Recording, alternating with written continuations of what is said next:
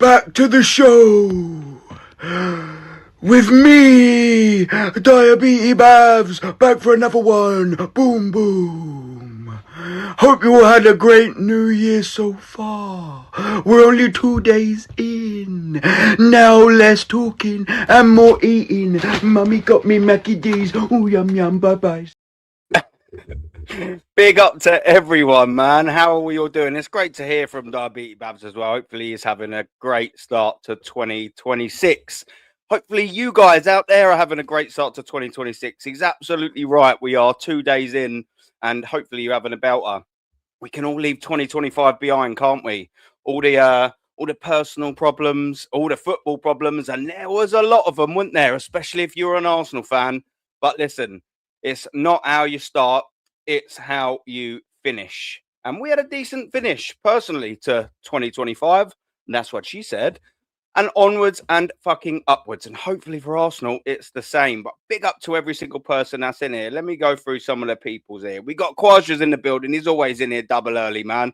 Big up to you. Big up Aaron Talks Arsenal, the legend himself in the chat. Good evening, everyone. Just letting everyone know I'm going to do the press conference as a bit of a solo. I haven't done a solo in ages. So I thought, do you know what? Sod it. Let's do 20 minutes or so of a solo and then we'll get the boys on. Big up to you, COYG. And he's absolutely right. Smash the like and subscribe as you enter the building. That would be greatly appreciated. And Dr. Seymour Butts is one of them guys that will be joining me very, very, very soon.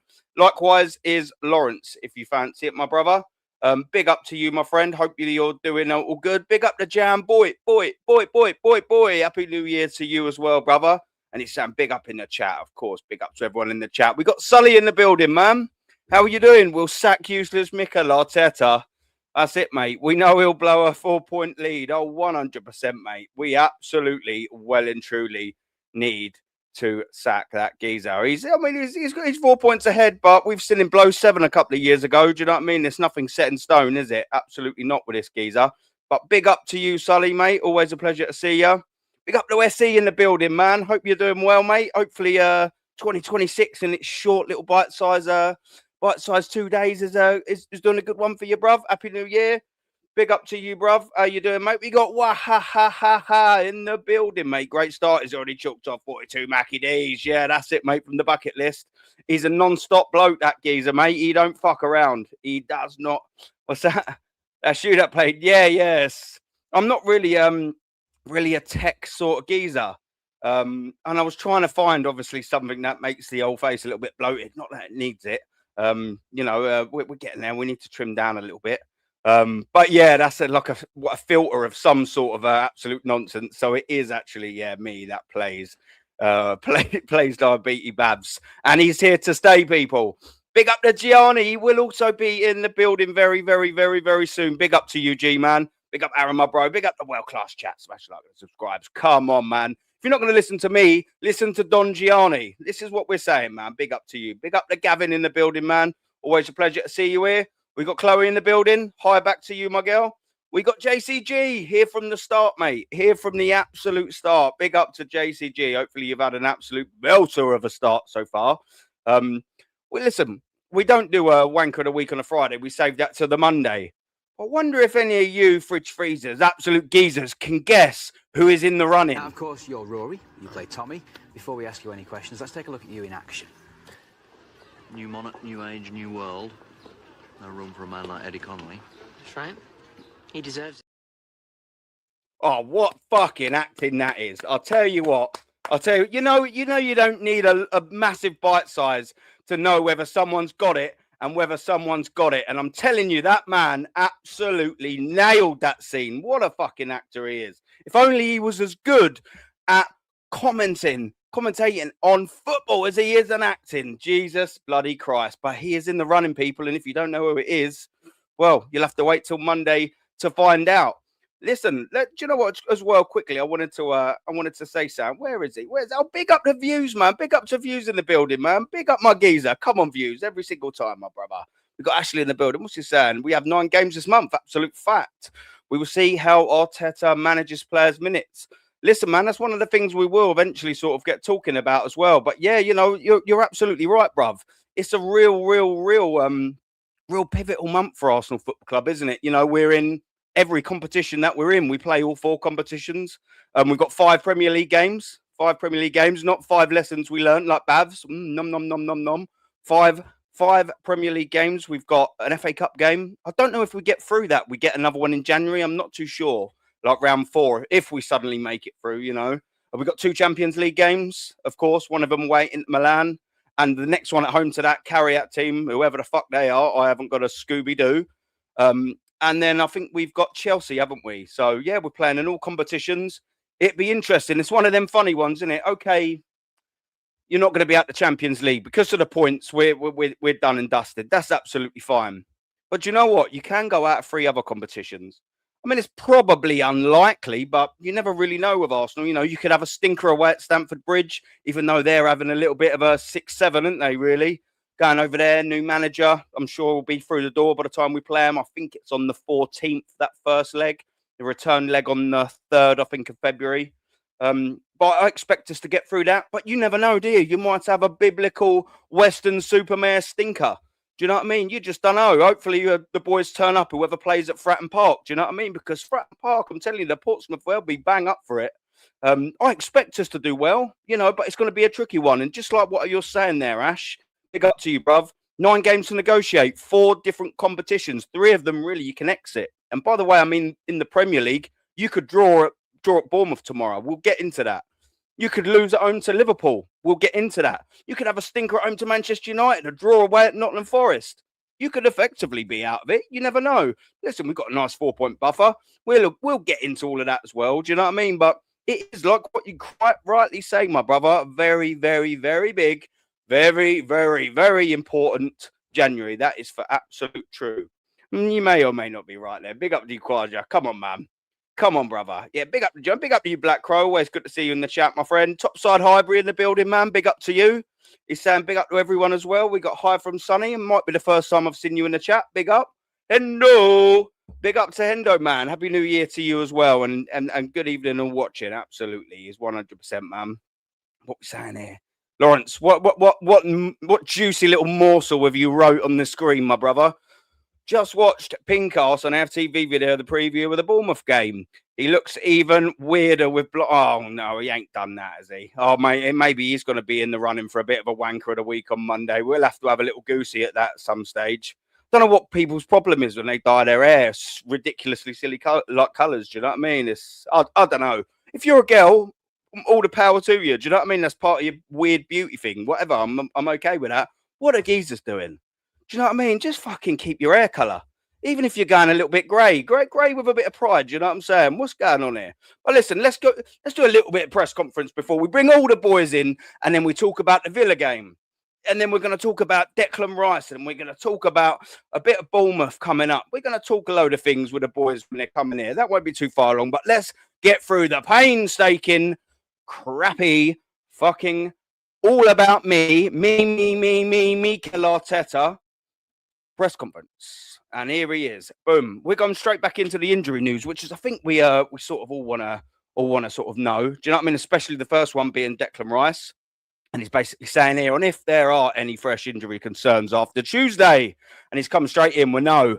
Thank fuck for that. I think this might be one of the first match days where he's comfortably said no, but we haven't had training yet. So the downside is by the time they get in their training, we'll probably have a knock to Timber. Gabriel will probably get a knock in the warm-up. Yeah, well, so, you know, the first training session's gone on today. 2 of them are probably absolutely well and truly fucked, didn't they? But that'd be interesting to see anyway tomorrow, wouldn't it? On if the swelling on Rice's knee is reduced. Now, what I wanted to say about that is, assuming that Mikel Arteta ain't lying out of his backside, of course, and we never really know that now, do we?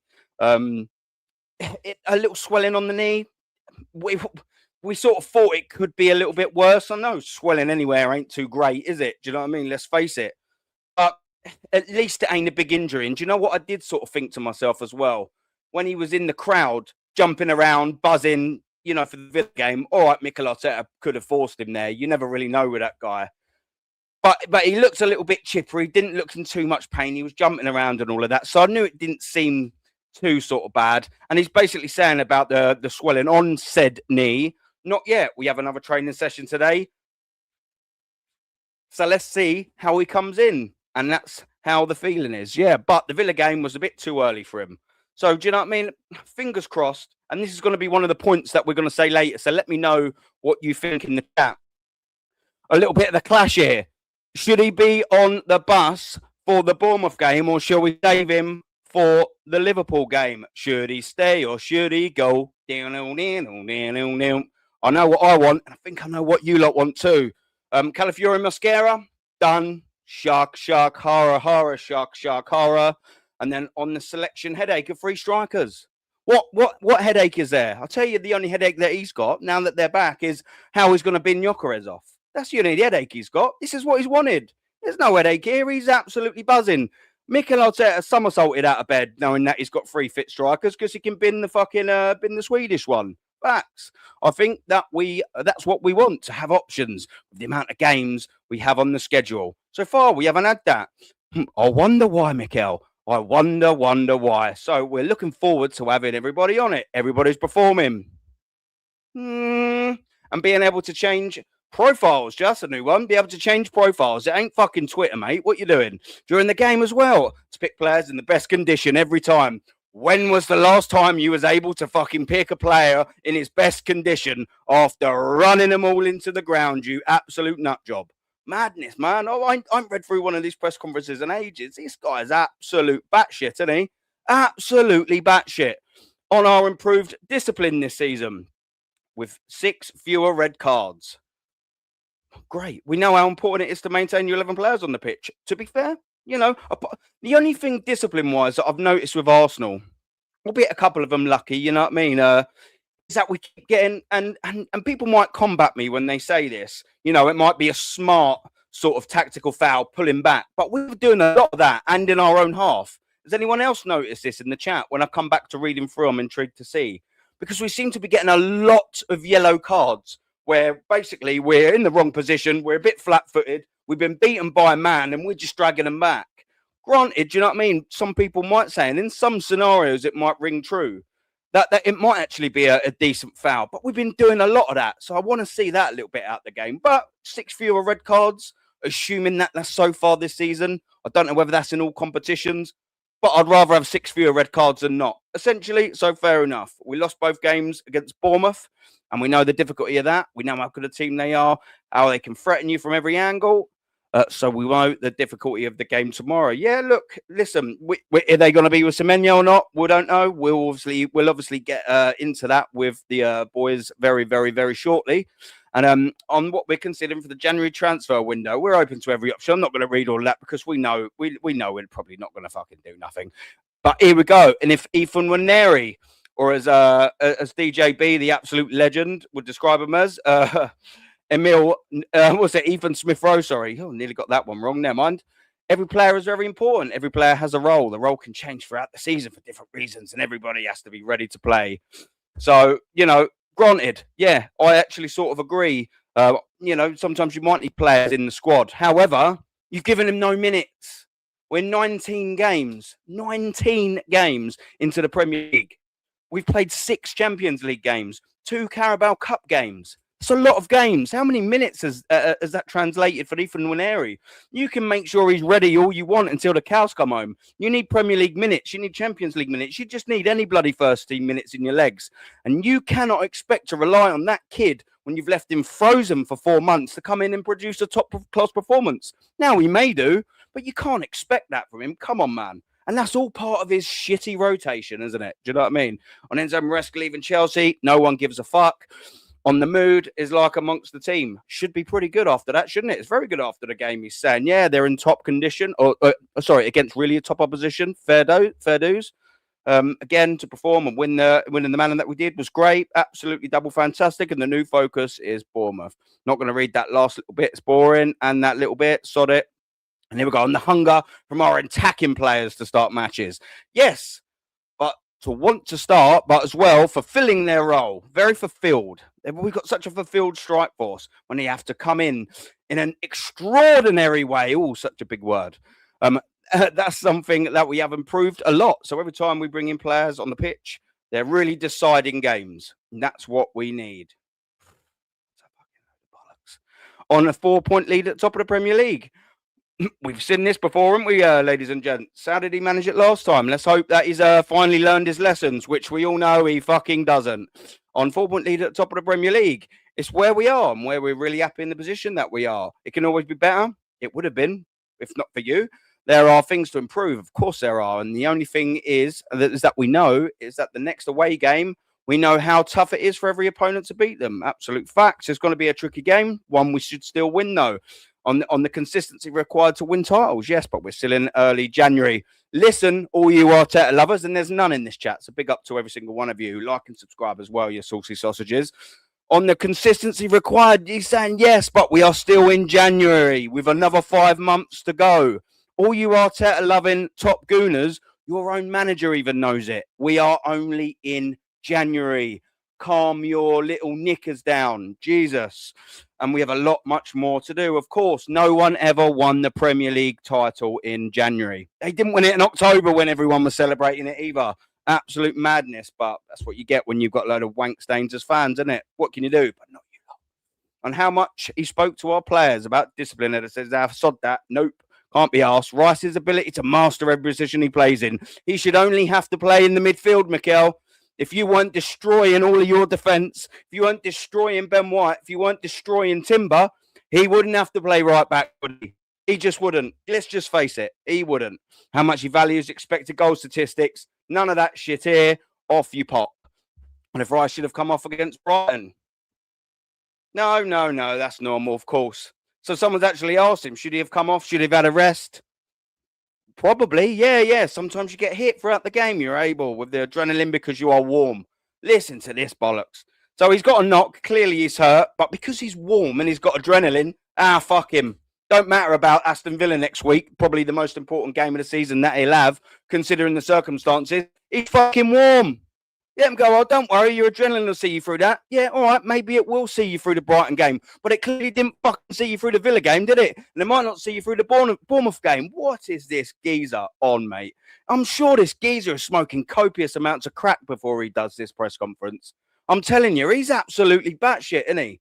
Absolutely bat de la fucking shit. How he reacts to new injuries to our players. Probably like Mr. Burns. Excellent.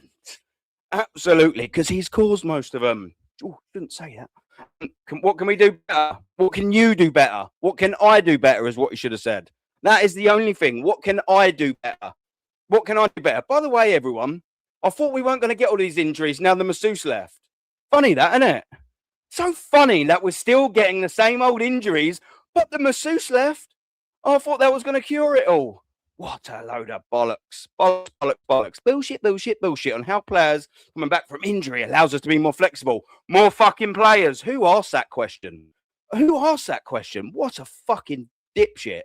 On if Trossard has gone up a level this season. To be fair, he absolutely has. He's been a decent signing anyway. When he first came in that January, I thought he looked excellent.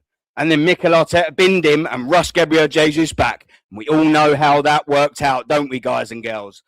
And he's having a belt. He's been meh, isn't he? He's been okay since, I always sort of have compared him to the Shaqiri of that Liverpool team with Firmino, Mane and Salah in, just that extra geezer to come on, a little tricky player that can hold the ball up, do pretty things and just contribute in some way. But he has gone up a level this season. That's just absolute facts. I think he's gone up a level every season. No. He's an intelligent player, though. I agree. He's a player that really wants it. He's found his role. Indeed, he's found his maturity here. We was like 28, 29 when you signed him. Like, what are we doing? How mad is it? Found his maturity here. What's he going through fucking football puberty or something? Absolute mad, the shit that this geezer comes out with. I think his confidence level is higher. Absolutely. Finally, now that you're giving him a run in the team, he's a player that can create magic moments and he's an important player for us. Absolutely. No, I agree with that last bit. And if he's keen for him to extend his contract, well, you trebled his wages or thereabouts in the summer, but you didn't add a fucking year onto it. What are we doing? Why are we doing that? Absolute madness. Who does that, by the way? A player that's contract is nearly expiring, you triple his wages and you don't fucking even extend it by another year. That, I mean, I don't mind appeasing the player, but even just give him another year for crying out loud. Why do we do this to ourselves sometimes? Why do we just We just self-harm, didn't we? Why do we do that? It's absolute madness. That I'll never understand the logic behind that. Whether it's Bert, whether it's Arteta, whether it was God knows what, I'll never understand the logic. You can explain it to me till you're blue in the face. It ain't going in. And the importance of finishers coming off the bench. Who's the finishers, by the way? Who's the finishers? Gabriel Jesus. Well, he's been injured for a year, and before that, he only scored 3 in the last year when he was fit. So who's the finishers? Kai Havertz, or the fucking donkey, Eeyore, who was missing chances left, right, and centre. The reason why you signed Gyökeres. Madness, absolute batshit, man. Who asks these questions? I'd love to have it underneath there who actually asks them. And the fact that we've not won the league the last 5 times we've been top New Year's Day. No, let's break it. Yeah, well, you got 19 match days to actually do something about it. But if history is anything to go by, we probably all know what it's going to be. Hopefully things have changed. None of us have got a crystal ball. We will not know until May. But let's keep on going. Just back the manager. Trust the process. Fuck off. On the goal to change that. What? On the goal to change that statistics. For sure. What? Fuck knows. Who knows what that was all about? On how desperate the players are to change that. They transmit every single game when they're with us, training or in every match. I thought you didn't train. You can see the desire. You can see the energy they put in and how much they want it.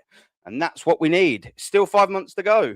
5 months to take it day by day. Enjoy that process. Here it is. Process. Here he is. Loves it. Process of being where we are and go for it. Wow. Do you know what? What a load of bollocks. What an absolute steaming pile, eh, guys? Where are we in the chat? Do you know what? I'm probably a little bit behind here, so I do apologise for anyone. We will open the opens thing in a very short while. I'm just going to go through the chat just quickly before I do. Big up to my sweetheart, Mama Flossie. Mwah. I hope you are well, my dear. I hope you had a lovely Christmas. I hope you had a lovely New Year, and I hope you have a banger of a 2026 and onwards, my dear. And that applies to everyone as well. Big up to you, my girl. Apologies if I've cut into that and missed a few chats. Obviously, when you're on the screen doing the press conference, when you're on any sort of screen, it's hard to see you can't see in the chat. I haven't got 2 screens like some of these other top YouTubers. What can you do? Happy New Year's Day, Mama Flossie. That's what I'm saying. We're always sending a bit of love to each other. Which is exactly what when we got a Nighty Geezer in here trying to be like Lee Gunner too much. Well, if you're going to compare me to him, it's nice to be compared to the good ones instead of the bad ones, isn't it? But thankfully for your polite criticism there, young man. I do double appreciate it.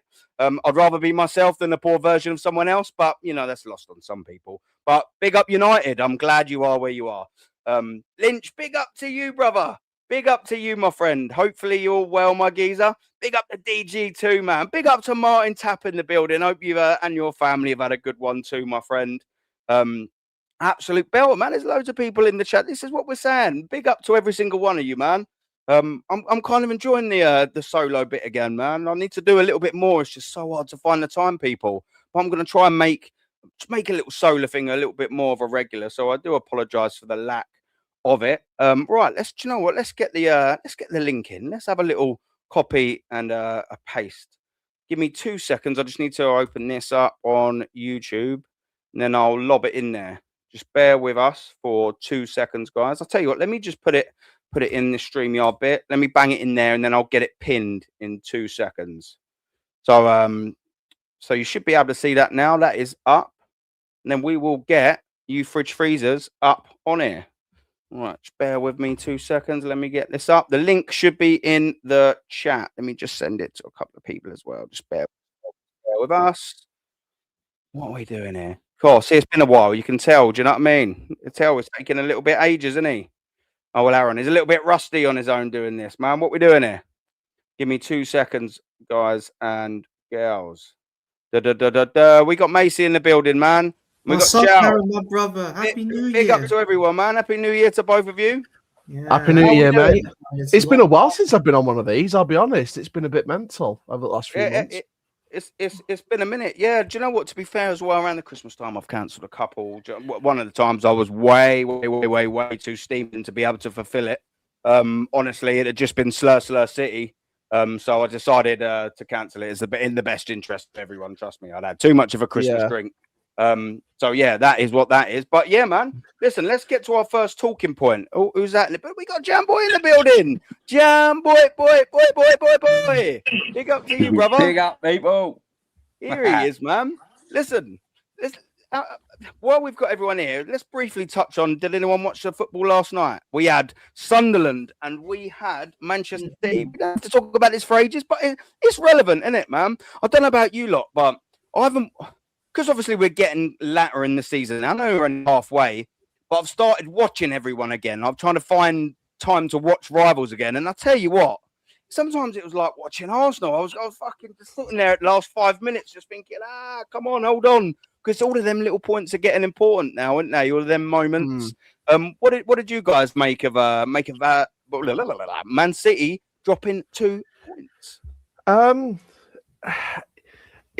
think that's obviously a good thing for Arsenal, considering where they are. By the way, when you were going through the press conference stuff, the one bit of the press conference I actually fully 100% agree with Arteta on was when he said that it's only January, so you can't, dwell on it this early. That's the main thing that I kind of took from that, and it's something different to what he said in previous seasons. So that's something that I liked.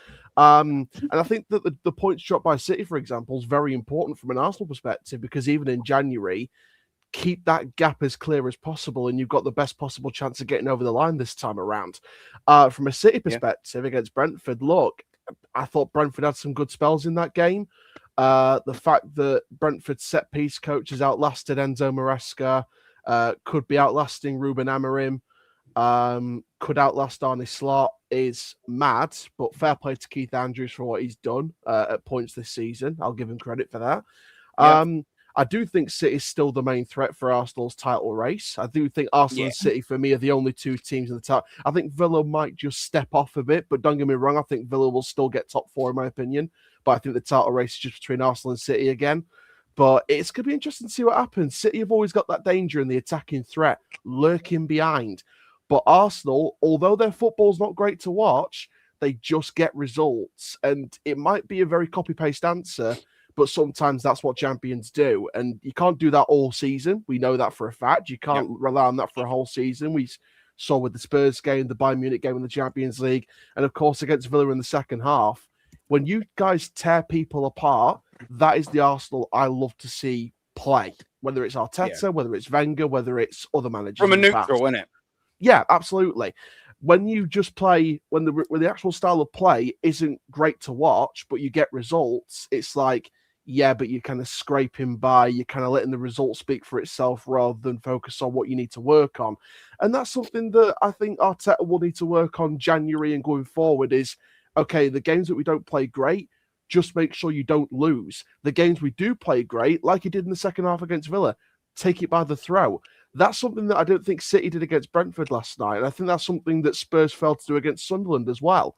So it's the attacking threat and the actual cutthroatness of the final third that's actually lacking in the Premier League at times with some of these sides. And that's something that they all need to work on in some regard, in some shape or form. Arsenal just seem to do it a few times and on a regular basis in terms of getting results. City have that deep threat that they can pull out at any point because City have had previous experience in the past few years of being behind in title races and then zooming ahead when everyone drops off form. That's something Arsenal need to be aware of. But from an Arsenal perspective, definitely a good weekend considering the drop points from City.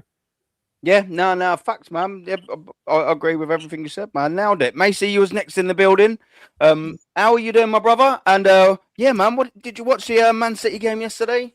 Yeah, I have, Aaron. I was watching it with my brother, and it was a very interesting game. Like, Man City were playing like they really wanted to take 3 points, but they just couldn't find a way past Sunderland. And Sunderland were holding their ground. Like, their defense was well packed together. And one Sunderland defender, I think it was Mukiele, he was the only one that was defending to keep Sunderland out, to keep Sunderland like their defense solid. And there was one point in the game where Doku was running forward into the box. He tried to shoot, but then Mukiele put his head in the way and blocked it. So that was a great defensive from Mukiele and Xhaka as well. Like, Xhaka was outstanding yesterday.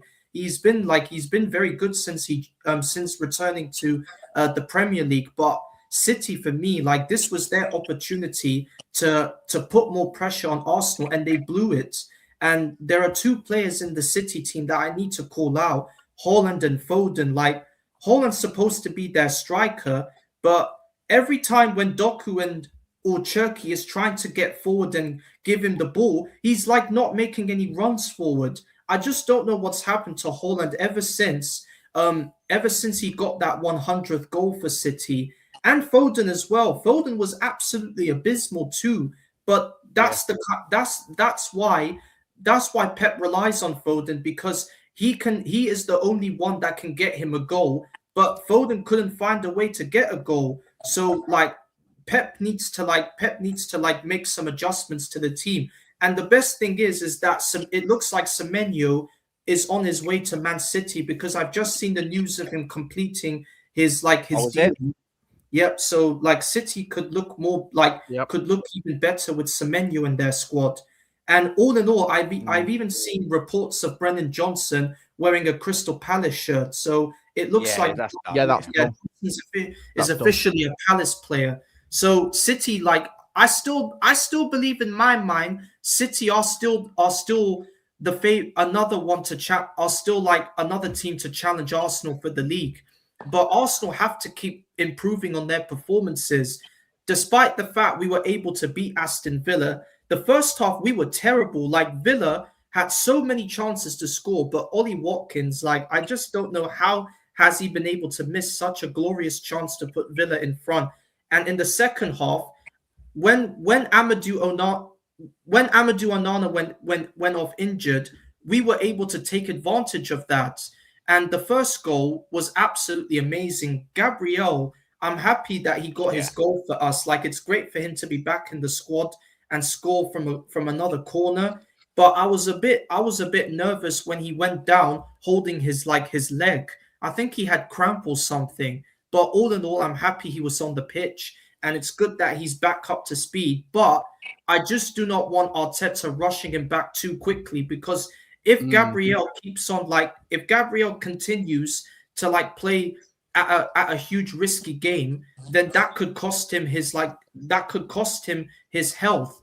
The second goal that we score, Odegaard with the assist to Zubimendi, and what a finish from Martin Zubimendi. But he's been a bit off the pace this season since joining from Sociedad. Like, he's been getting overpressed by any opposition that comes towards him. But big up to him from scoring that second goal.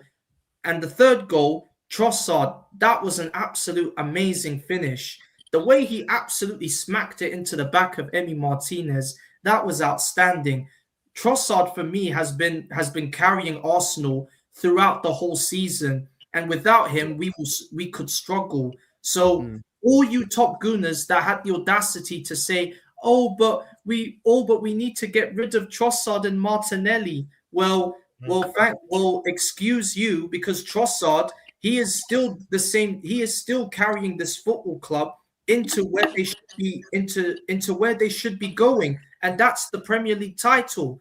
And the fourth goal from Gabriel Jesus, he took his goal well, but I'm still I still haven't forgiven him for what he said in his press conferences like 2 years ago, when he said, sometimes I'm not very good at scoring from open play. Like, that was the one horrible thing he said in one of his press conferences when he said that he's not good at scoring from open play. But all in all, he took his fourth goal well. I'm happy we beat Aston Villa. It's about time we beat Unai Emery. And listen, I have a lot of respect for Emery. Like, I still think he should have never been hounded out of Arsenal in the first place. I would have given him another opportunity, but the way that our fan base have hounded out was absolutely disgusting. And I still rate Unai Emery as head coach, and I still do rate Emi Martinez as goalkeeper, because even though he conceded those 4 goals, I still think he should have remained at our football club. But you know how Arteta is. He loves to sell our best players, and persist with the players that are not good enough and are just doing it for their paychecks, Aaron. But all in all, we've got the win over Villa. Now we need to go to the Vitality and beat and get a result against Bournemouth. But Bournemouth, they are a tricky side, and especially last season when they beat us twice. 2-0 at the Vitality and 2-1 at the Emirates Stadium. So Bournemouth, for me, even though that Semenyo is on his way out of the football club, Bournemouth still have some players that can hurt us, like Justin Kluivert, Evan Nielsen, all these top ballers. So Bournemouth and Areola, for me, that is going to be our most trickiest away game this season. So we cannot afford to lose that game because City are still behind us in the title challenge. And I expect City to beat Chelsea because Chelsea are in a bit of a crisis because they sacked Maresca. And it looks like they're on the verge of getting Liam Rossinier from Strasbourg. So we have to keep winning our matches and we have to keep putting pressure on Man City if we want to get that league title. So, but I'm happy we are making good progress, but let's keep it up going forward to May. Yeah, now, facts, man. I agreed with you, old Unai Emery thing as well. Listen, he went down in a little bit of a strop. Do you know what I mean? But, it's only the passion coming out. It's because he didn't want to lose to Arsenal. Do you know what I mean? That's what it is. He knows. He's had a good run at the Emirates, and to be fair with him. With Villarreal as well, of course, as Aston Villa. But, yeah, I agree. I don't think he got enough of time at Arsenal. However, I also at the time wasn't too happy with him. It's one of them, innit? But yeah, Jan Boy, just before I bring you in, bruv, big up as well. The Liberian in the building, man. Big up to you. We've got someone in the chat. I don't know where they are. Who's from Kenya, watching from Kenya. Big up to you, Steve. And big up to everyone who's watching, whether it's in England, United Kingdom, wherever it is around the world. Let me know where you're watching, man.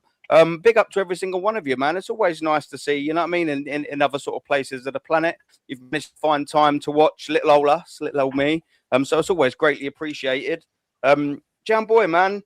I said, I don't know if you heard or you was watching. I said on the Monday show, or it might be the last Friday show, basically before the Aston Villa game, Arsenal Football Club it was imperative, not just to win at Aston Villa, mate. Not just to win. We needed a proper win. I'm sort of sick and tired of saying this season. I feel like I've said it in every single game. Just as long as we get over the line, I don't care. Or, by hook or crook, just win the game or get 3 points. I feel like I've said that for the vast majority of games. So I looked at the Aston Villa and the stage was almost set, wasn't it, really, to beat them and can beat them convincingly. There's a bit of spice between the managers. It's Arsenal at first place, v third place. Is there a title challenge going on? If we lose, there absolutely is for Aston Villa. They're really catching pace, and Man City could have, although we know that they didn't, would have caught pace. Arsenal Football Club needed to win, and they needed to win big. And do you know what? They absolutely delivered. All right, the first half was a bit of, finding out about each other. We had some dangerous moments. I thought at first, Onana, it weren't even a fantastic run. He was just being allowed to absolutely stampede through that midfield. I was very, very, very worried in the first half, especially the early stages of that first half, that we were just so exposed in the centre. But look, we got to the half time. It was 0-0. We found each other out, and we found our gear in the second half and ran right, man. What did you? You can add a little bit on the Sunderland game if you want, but about the Aston Villa. More than anything, what did you make of it, brother? Well, you just said everything I was going to say about the Villa game, so we'll move on. no. Anyway, that's the show. Sorry, the first half, they could have been 3-0 up. I mean, if Ollie Watkins had his shooting boots on, I don't know what he was doing for some of the chances he had, but normally he puts them away. And it makes you think, I'm glad we didn't sign him in that January. He's going to do things like that. But overall, I think he's a good player. Yeah. The second half, mate, yeah, this is what we want. This is exactly what we want. That second half was just a joy to watch. All right, we slacked off a bit in the last 10 minutes, I'd say. Let them score a goal. But overall, I'll let them off with that. That was and I'll tell you what, was it? I can't remember. Was it what game was it when David Raya made that absolutely brilliant save? Was it the game before? What against Villa? Yeah, that was Brighton. It was the Brighton game. Yeah. I'm thinking the wrong game. But I'm thinking the wrong game because Oh, you're on about that where he cuts in to make it nearly 2-2 and he Yeah. yeah. That I thought you was on save about there. the other double save against Aston Villa prior. Sorry, That's probably what I'm thinking of. But that save in that Brighton game, if that's 2-2, I don't think we do that to Villa because our heads would have dropped. That's a great point. That save was unbelievable. Yeah. Right. So we win that 2-1. He was man of the match for me, Brer, in that game for that moment alone. But that Villa game, that second half, recently we've been playing really well in the first half, and then we've dropped in the second half. In that Villa game, we weren't really at it in the first half, and we've done it vice versa. The second half against Villa, honestly, that's what I want to see. I've got no complaints. That second half was unreal. It was great. If we play like that, for 70, 80 minutes of every game, we will go on and win the league. I believe that.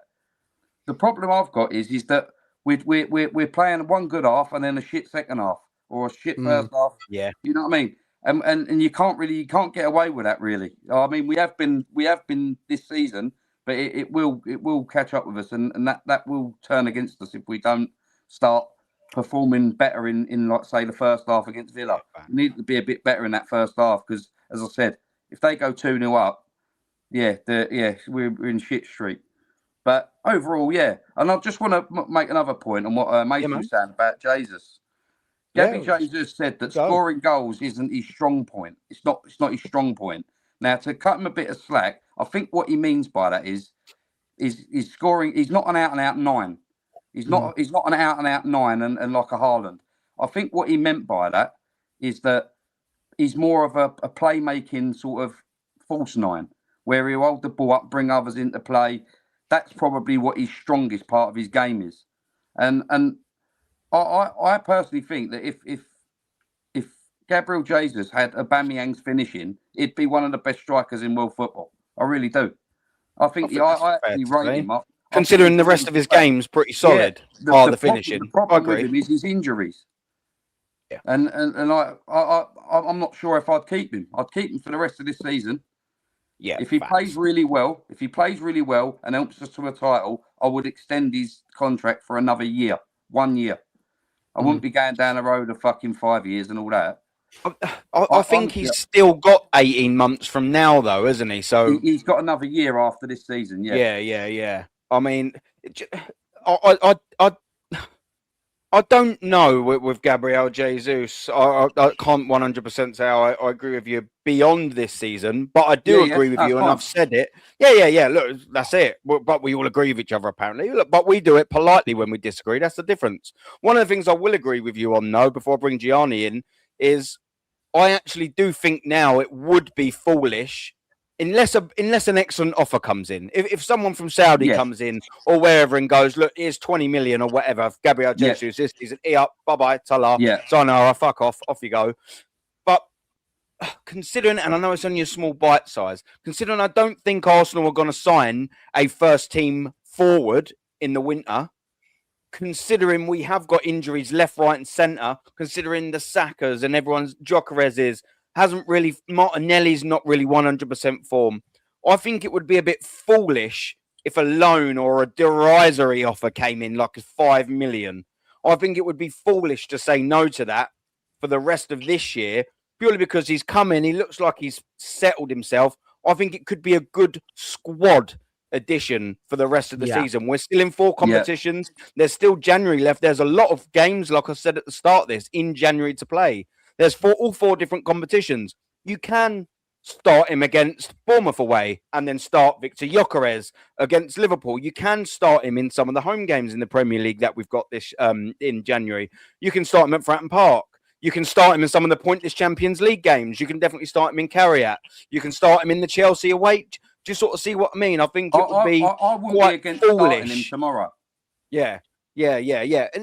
And like I said, unless a big offer came in, I think it would be a little... If he'd come back, he looked miles off the pace and things like that, maybe I'll be questioning what I just said. But I think... He does. He's looking sharp. He's looking sharp. I'm not going to get carried away because in 2 or 3 games, he could go down again.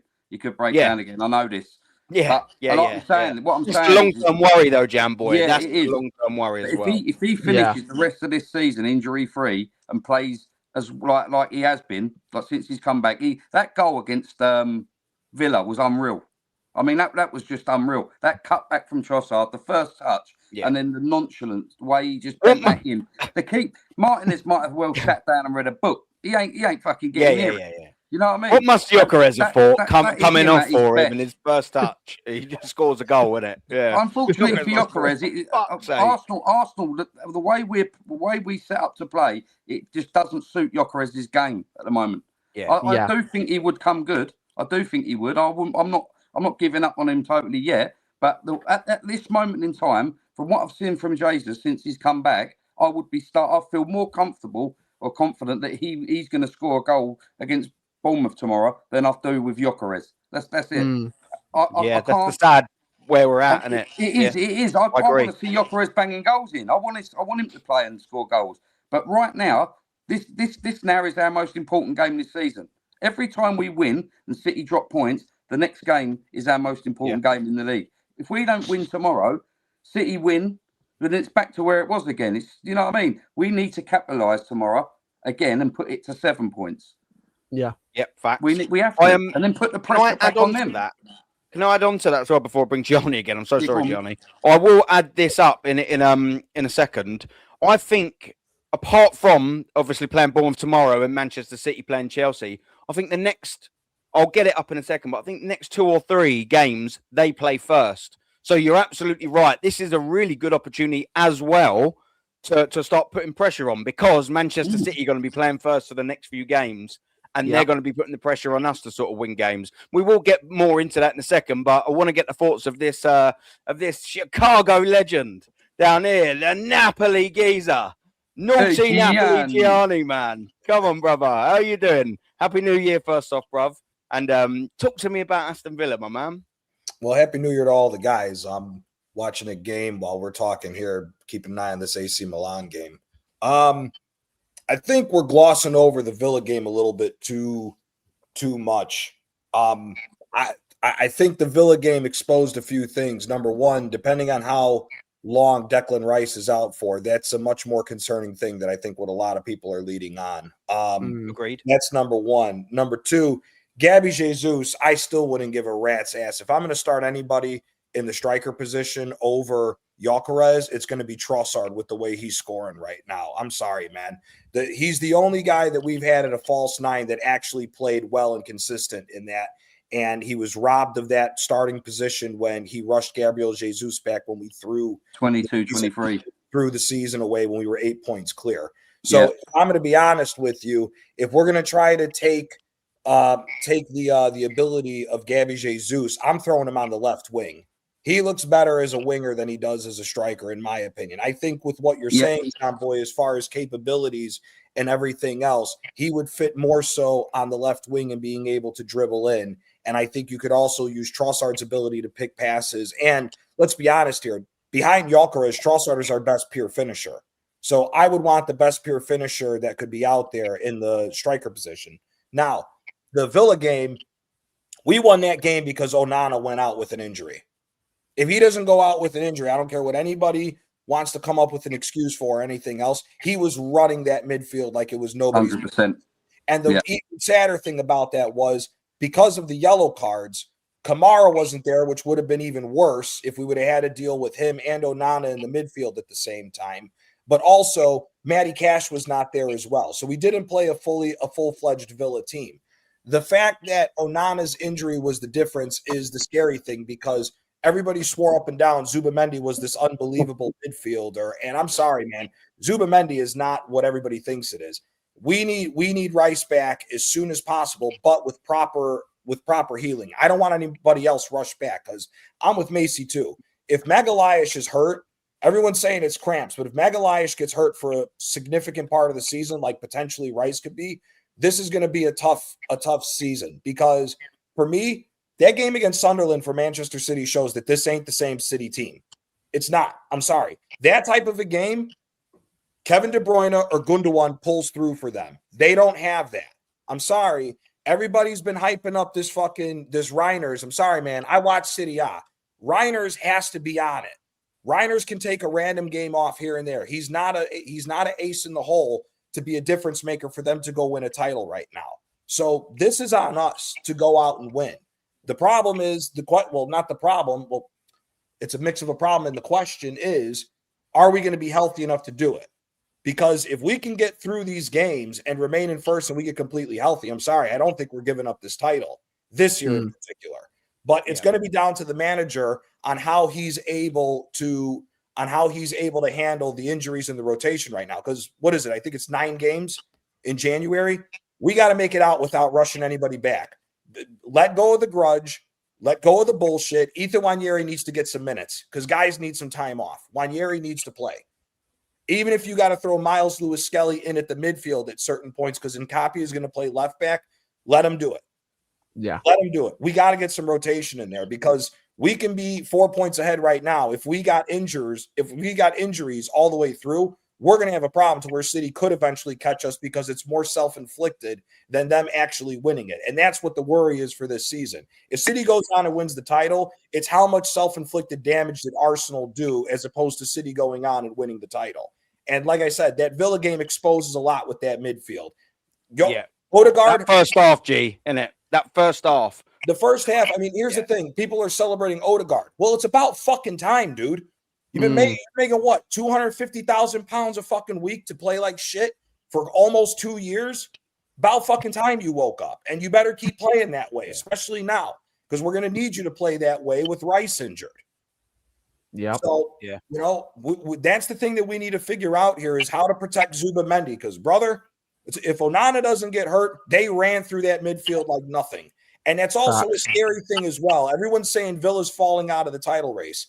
If these motherfuckers can get 2 loans where at least one of the guys they get in can score goals, they're not out of this title race. Because if Ollie Watkins had his finishing boots on, he'd have had a hat trick in the first 38 minutes of that fucking game. So we got a lot still to go because it's only January. But this is not a foregone conclusion, and Arteta needs to get over his bullshit in the past. He needs to do his rotations properly and do not rush anybody back. If he can do that, we can win this league. Yeah, no, facts, man. Just before we bring Lauren. Mutant alert. Mutant alert. Mutant alert. Mutant alert. Plenty of them tonight, but here's one in particular. Yanks talking football, snore, snore. Let me tell you one thing, Jay, just quickly. You probably haven't got the football IQ of Gianni's left toenail, but don't worry about that. And the little rubber one, I can promise you that, Jay. But never mind, eh? They're all out in full force today, aren't they? Wow. Cocksucker. That's part and parcel, sadly, of YouTube. What can you do? Big up, man. We've got Geezer making his return. We've got Lawrence in the building. Big up to you, Lawrence, man. First off, I hope you're well, my friend. Second off, happy Christmas to you and the family. Third off, happy New Year. Fourth off, great to see you back on here, man. How the fucking hell are you doing, bro? The mutants, fuck off. Thanks, Aaron. Happy New Year to everyone. Feeling a bit groggy because I did the traditional New Year thing out here in Los Angeles, where we celebrate the New Year twice. So I'm a bit worse for the wear, so bear with me. Yeah. That's all good. Yeah, we all the British community gets together in the pub at 4:00. We celebrate the British New Year at that time, and then it carries over to midnight. So nice. I don't know how I got home, but I'm here in one piece.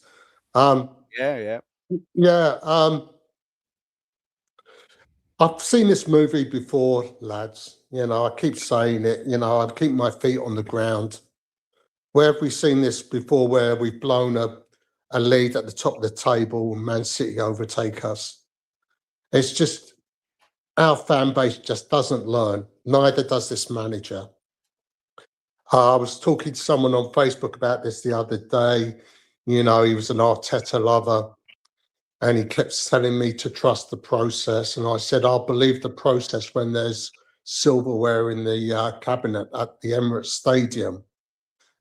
And he's trying to convince me that Arteta's got his name inscribed on the FA Cup, which is weird because I thought the only thing you see inscribed on the FA Cup It's the name of the team that's won it. I've never known a manager to get his name inscribed on the FA Cup. And the game the other night, it's hard to say because you can't write City off. You just can't. We're 4 points clear, but you know they're going to come back, and you know with Arteta, he's going to fuck it up somewhere along the line. It's just written in the stars.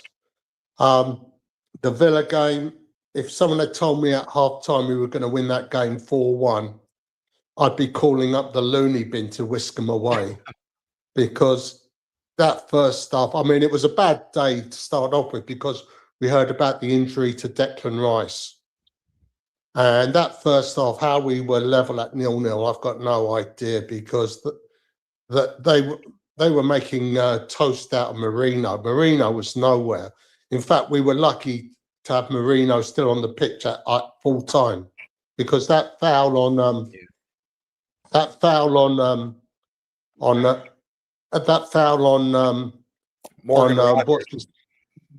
Morgan Rogers was definitely a red card. Second, definitely. Definitely. How he got away with that because I've seen refs.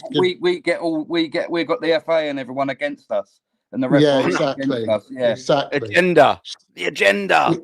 It's real. So it's just I mean, it was a great performance in the second half. I was happy for Jesus getting his goal. But we've got to keep it going like that. It can't be a one-off. We can't start playing shit again on Saturday because I know what's going to happen with this manager. It's probably going to be another performance like the Everton performance from the other week. You can't win a league title by not stuffing the worst team in the league, and it's a busy month for us this month. We've got the Carabao Cup semi-final this month, where I believe that Arteta will field the strongest team because we've got to get to Wembley. It's a cup semi-final. We can't start rotation out on that, but the other games definitely.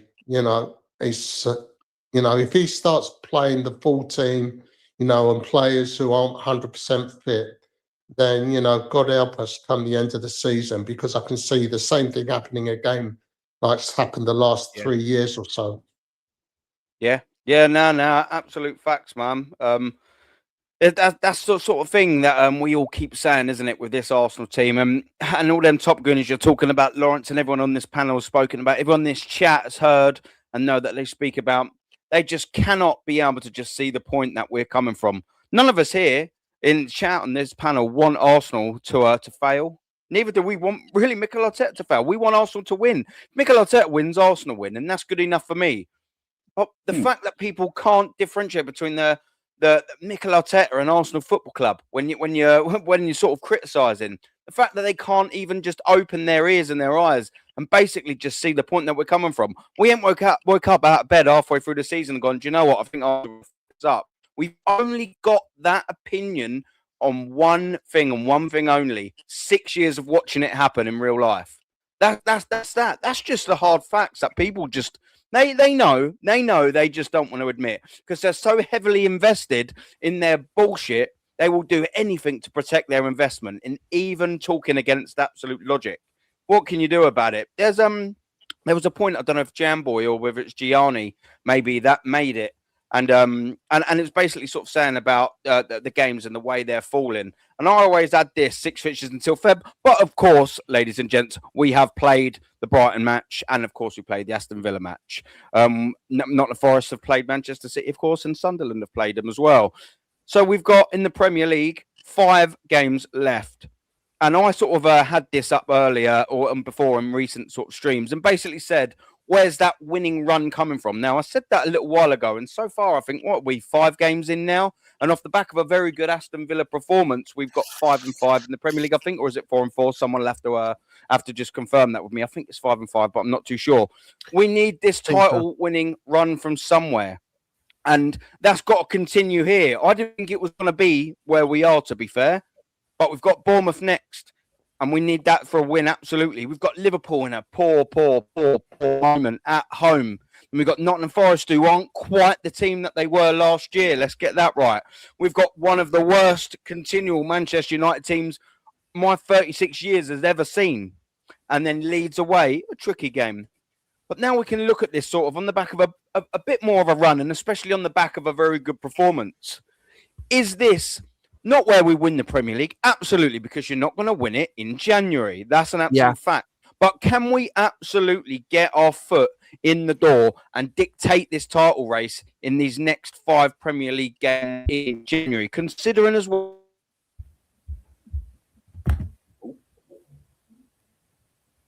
they've got a comfortable game against Brighton, and then they've got a couple of tricky little fixtures here coming up. Manchester United, on the face of it, absolutely horrendous. Well, Manchester City, they haven't actually been performing very well against Man United in recent seasons. So, you know, that's always going to be a bit of a feisty one there at Old Trafford. They've got a very comfortable game at Wolves, and then their bogey team away as well, Tottenham.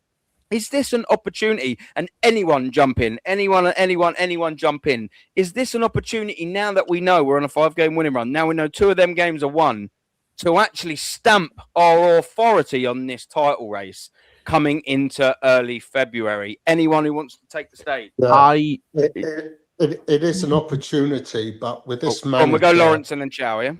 Yeah, sorry. It is an opportunity. It's all good. It's all good. It is an opportunity, but we know by Arteta's track record, he has a tendency of fucking things up. So yes, we can do it, but whether Arteta can do it for us, that's another question. Yeah, no facts. What you going to say, Chow? Well, looking at these 5 games now, looking at the side, I mean, it's again, this is for me. I couldn't be bothered to edit it. No. To be fair, it looks great. But what I would say is, on paper, this for me is the time for Arsenal to make that gap as big as possible in terms of between now and the end of the season. This is where the gap gets bigger if they were serious about winning this title. Looking at the 5 opponents, Bournemouth, they've got some great players. It's already been confirmed that Semenyo's playing against Arsenal for Bournemouth before he moves to City. So Semenyo will be involved in that squad. So that is one player that Arsenal will be keeping their eyes on in terms of when they play that game. Liverpool, yes, they're not great to watch. They're in a poor run of form. However, if Liverpool can get a result from somewhere, it's against these one-offs against a team like Arsenal, who are in a much more competitive position than Liverpool. They might not be great to watch, but I think Liverpool will hold on for that's probably, for me, the game that could be a boring 0-0 draw if Arsenal and Liverpool aren't careful. Nottingham Forest, Sean Dyche, they defend quite well. So Arsenal need to be really, really aware of that low block. Man United, again, they're awful. But if anyone can get a result against Arsenal on a one-off situation, not based on form, it could be United. You never know. And then Leeds United's never tricky anyway because they picked up points against the likes of City and Chelsea and teams like that. Yeah. So Leeds for they me looked all right, didn't they, yesterday? At Liverpool, they looked tricky. Away. Yeah, exactly. Time, yeah. And then when you look at City, you know, City's not got an easy run of form either. Chelsea are just coming off a new manager bounce. Could be the new manager, could be a temporary manager, which I think it will be. Brighton have got some good players, 50-50 run of form. Man United, they'll be up for that one for sure. If any player's not up for a Manchester derby, they shouldn't be playing in the sport altogether. Wolves, beatable, but having said that, Man United made Wolves look like a Europa League team. And Tottenham have not been great either. So that for me is an easy 3 points on paper for City.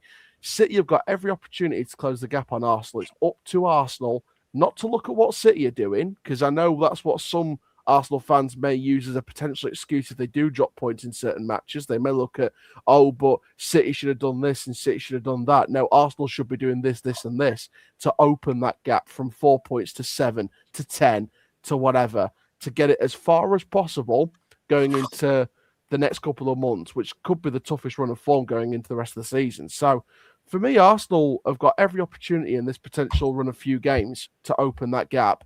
It's up to Arsenal, not City, to open that gap, because if Arsenal don't open that gap and City close it, going into February, it's on no one else but Arsenal. Yeah, facts, man. Facts. Johnny, I see you shaking your head about the Arsenal Man United game. I don't know how you feel about I don't know how you feel about the whole sort of run now, but sort of like, and I agree with what everyone sort of said so far. Is this where we have the opportunity to really stamp our foot down in this title race in these next 5 Premier League fixtures, G? I mean, it's more of just the next 5 Premier League fixtures. It's more of all the fixtures that we're going to be playing across the board. It's not just Premier League, because with this schedule that we're looking at right now, both teams should win every single one of these games. I don't think there shouldn't be a game where City drops unless it's to Spurs, because Spurs has been their bogey team for however many years. Yeah, or Arsenal drops it. Listen, Arsenal. If Arsenal play how they did the second half against Villa against Liverpool, we should be smoking Liverpool 4-0. That team doesn't give me any confidence. That team, they're done. Liverpool's done. Bournemouth should be getting smoked either way. The 2 tricky ones for me is actually the Nottingham Forest away and Leeds away, because again, Arsenal's biggest problem isn't beating the big teams. Again, up until we lost to Liverpool at the beginning of the year, we have a fantastic record against the big teams in the league. It's the next tier that always costs us because we play down to the competition. So Nottingham Forest away and Leeds away would be the 2 games that I'm more worried about. Man U, I'm not worried about, man. Their midfield is shit. They're getting points here at random games. I mean, they gave Wolves their 3rd point. There's nothing about Ruben Amorim that worries me with that game. We should be beating them too. It's more so of, can Sean Dyche rig up a low block to beat us, like how he stopped us before with Everton in the past and everything else. Burnley, yeah. And Leeds, and we saw Leeds give Manchester City a run for their money at home. City pulled one out right at the end, but Leeds gave them everything they wanted and then some. So for me, it's the smaller teams that, for Arsenal, worry me more than the bigger teams. I'm not concerned with Liverpool and Manchester United. If we drop points in those games, then again, we have to look at what the context is. Are guys playing hurt? Is the manager not doing rotation and these guys are just gassed? Neither one of those games scare me. It's can Arsenal take that next step in proving themselves as champions and pick up the points in every game you're supposed to? Can I just add to you on that Leeds one as well, by the way? I watched the Leeds-Liverpool game because I was coming back from seeing my dad in the hospital fighting cancer. So I appreciate that. I appreciate that, man. So Leeds-Liverpool were playing as we were coming back, because I got the chance to watch Donny Chesterfield first. And I watched the Leeds-Liverpool game afterwards, and I watched it back again in full as well.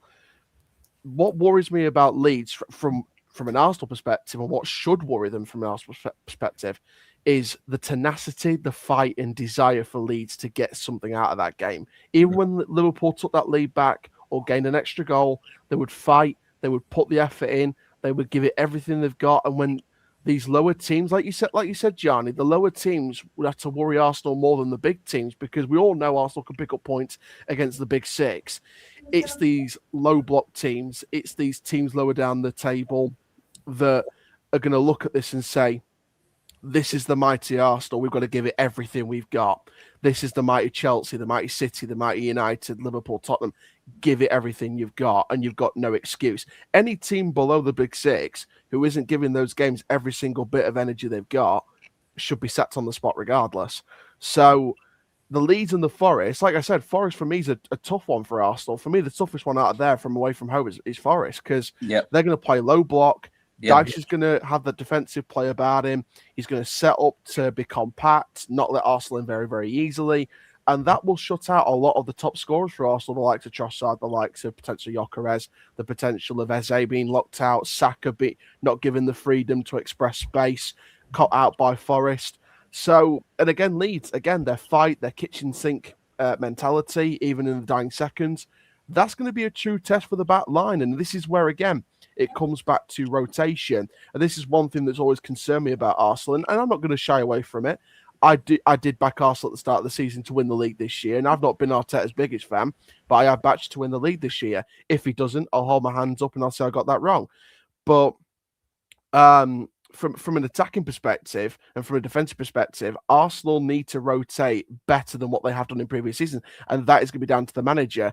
If a player is not 100% fit, I don't risk him. If you've got someone who can take his place, and this is why I think we got the January's squad very now. important. We got the squad now.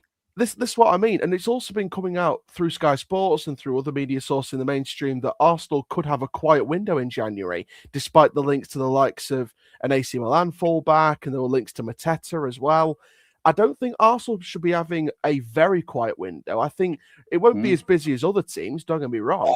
You do have the squad, and you do have the depth. No. I'm sorry, but I do think you need to bring in 2 or 3 players. He doesn't get any more money, brother. He doesn't get any more money, brother. I'm sorry. No.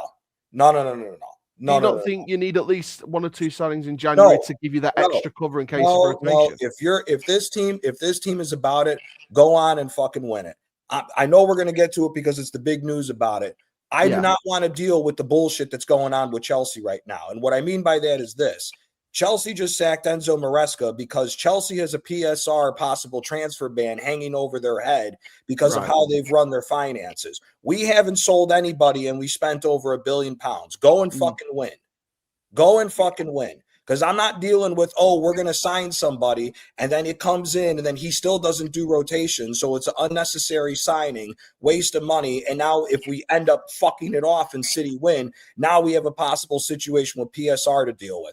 And you never know what they're going to do because, look, they pulled that bullshit with Everton trying to dock them points. We don't need to deal with that, and we don't need to deal with the transfer ban if we do need to get somebody out to bring players in because players have history problems. No. Go on and win it. Go on and win it. No, I do get that. I 100% get that. When I watch Arsenal this season, do I think they have the squad capable of winning the league? Yes, I do. It's like you said, it's the rotation that worries me. Will the manager rotate players out when they need fitness, when they need time to rest, things like that?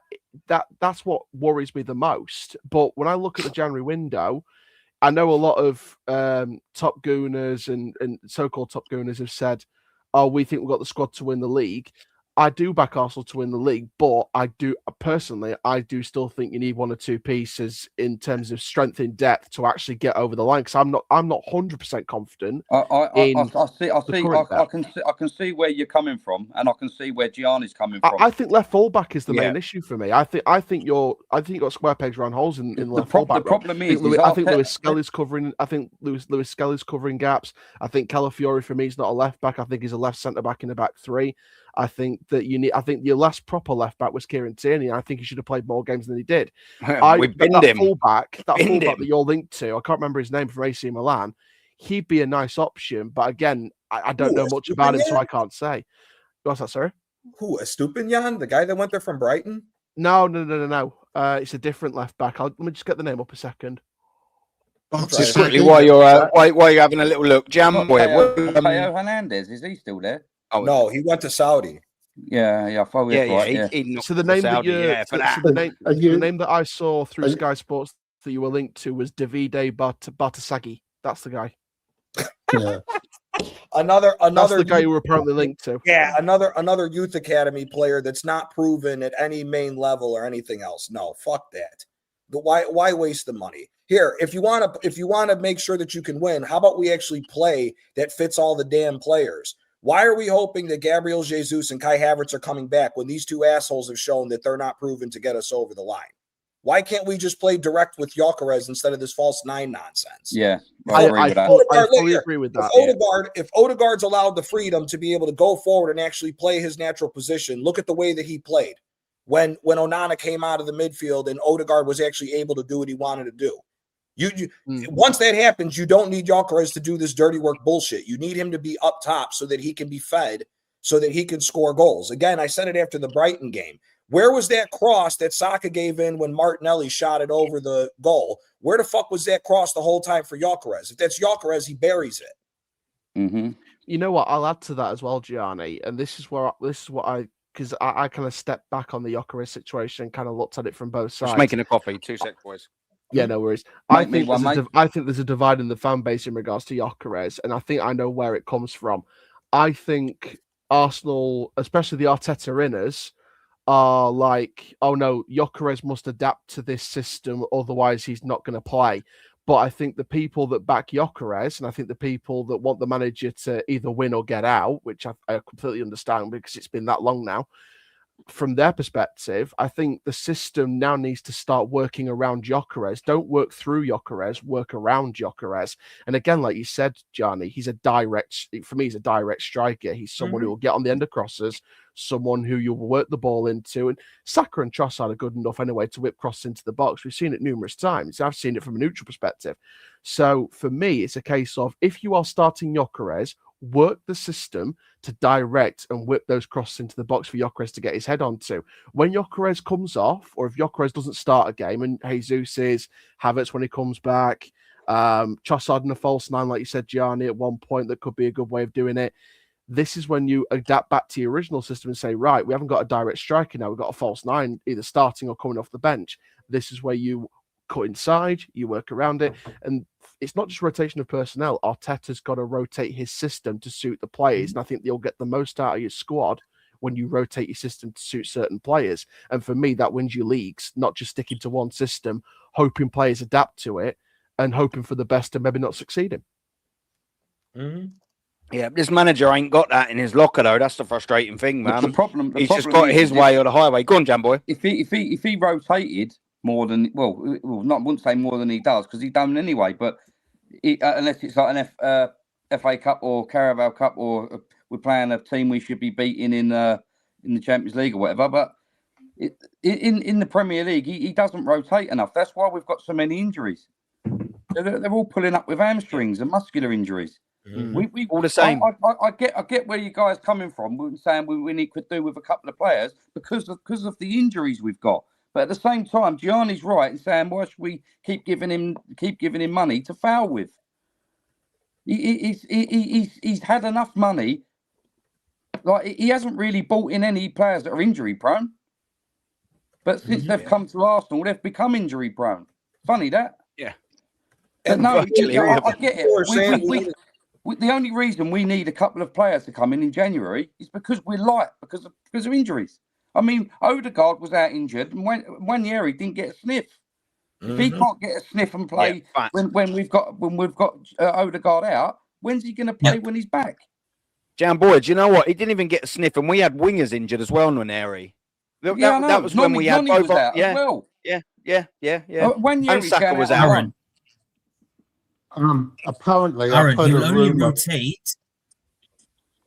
Aaron, he'll only rotate if the players get injured. That's what he does. He only rotates the team if the players get injured. That's what he does. Just quickly before we go, Sudes, I'm so sorry. I didn't realise the time that was put in, bruv. If you're still in the chat, big up to you. Hopefully you and Mrs. Sudes and anyone in the family had a good man. He's saying big up Adam, panel and chat.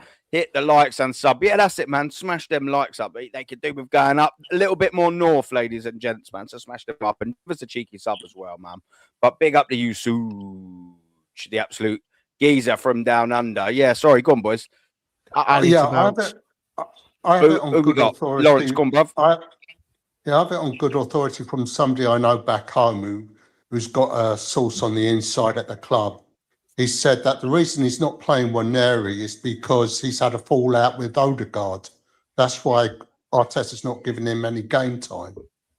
Which is if it's the case that Odegaard's run up to Arteta and said, look, this guy, I can't get on with him. That's out of order. You never know, do you? I'd heard that. I haven't seen it on any proper massive outlets, but I have heard sort of whispers and other few channels and a few people sort of saying things like that. Yeah, do you know what the worrying thing is, or the real shameful thing about that statement is, Lawrence, is that we shouldn't believe it. We should all go, nah, absolute load of rubbish. It just goes to show you how Mikel Arteta has been at this football club, that we actually think, do you know what, it's probably true. That's worrying in itself. You've got someone in the chat saying, but Arteta has rotated recently. Yeah, recently being the key word, because all the players are fucking injured. He's had to. He has to. I mean, can you imagine Tony Adams going up to George Armstrong saying that he's had a fallout with Paul Davis or David Rocastle, or even Frank McClintock running up to Bertie Mee saying he's had a bust up with Peter Storey. He doesn't want him at the club. You know, it's unheard of.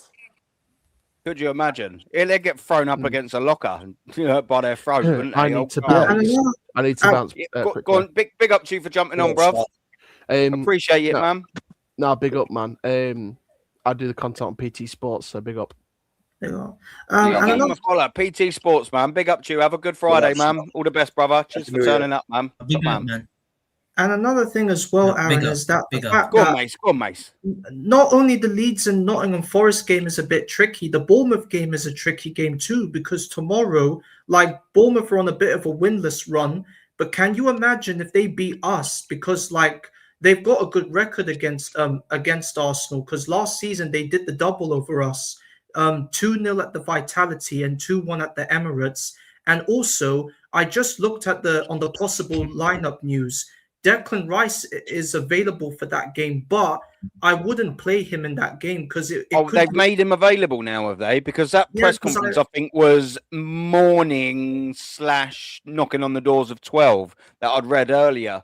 So they did say that they were going to have a training session and then see. So have you read up-to-date news then? Is that what you're saying? He has been legitimately made available, Declan? Well, it's just the thing is, I wouldn't risk playing Declan tomorrow because we don't know if he's 100%. Because if this manager plays him too quickly, then Declan could get injured like so easily. So I wouldn't play Declan. So I would rather persist with Moreno in midfield. And listen, I'm not a big fan of Moreno in midfield because in the Villa game he was absolutely shocking. The amount of times, like, there was one point in the game when Rodgers got the ball and then Moreno just absolutely took him down. He should have been sent off in that game. I just don't know why does Arteta keep putting this geezer in midfield. He's too slow. He can't run back, and he's not good at going forward. He runs so slowly. So if I'm Moreno, you should put him in as a full striker.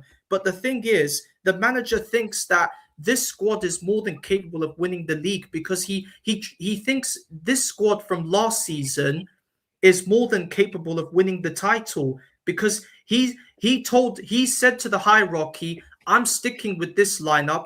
I think this lineup will win me the league. So I just think this manager wants to show to every single member of the Arsenal board that he believes that this formation, this lineup is the key to us winning the league, which I believe that might not happen because I just think to myself, why can't Eze and Madueke get a game?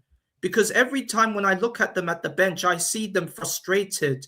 They just say to themselves, why am I at the football club? I'm supposed to be getting an opportunity, but the manager doesn't want to play me. So do you know what as well, Mace? That's a good point that you're making. And considering how, and credit where credit's due, considering how good Arsenal been in the Champions League, considering the teams that we've drawn in the Carabao Cup, considering some of the fixtures that we've had in the Premier League sandwiched between them, there's been a plethora of opportunity, an absolute mass amounts of opportunity for rotation.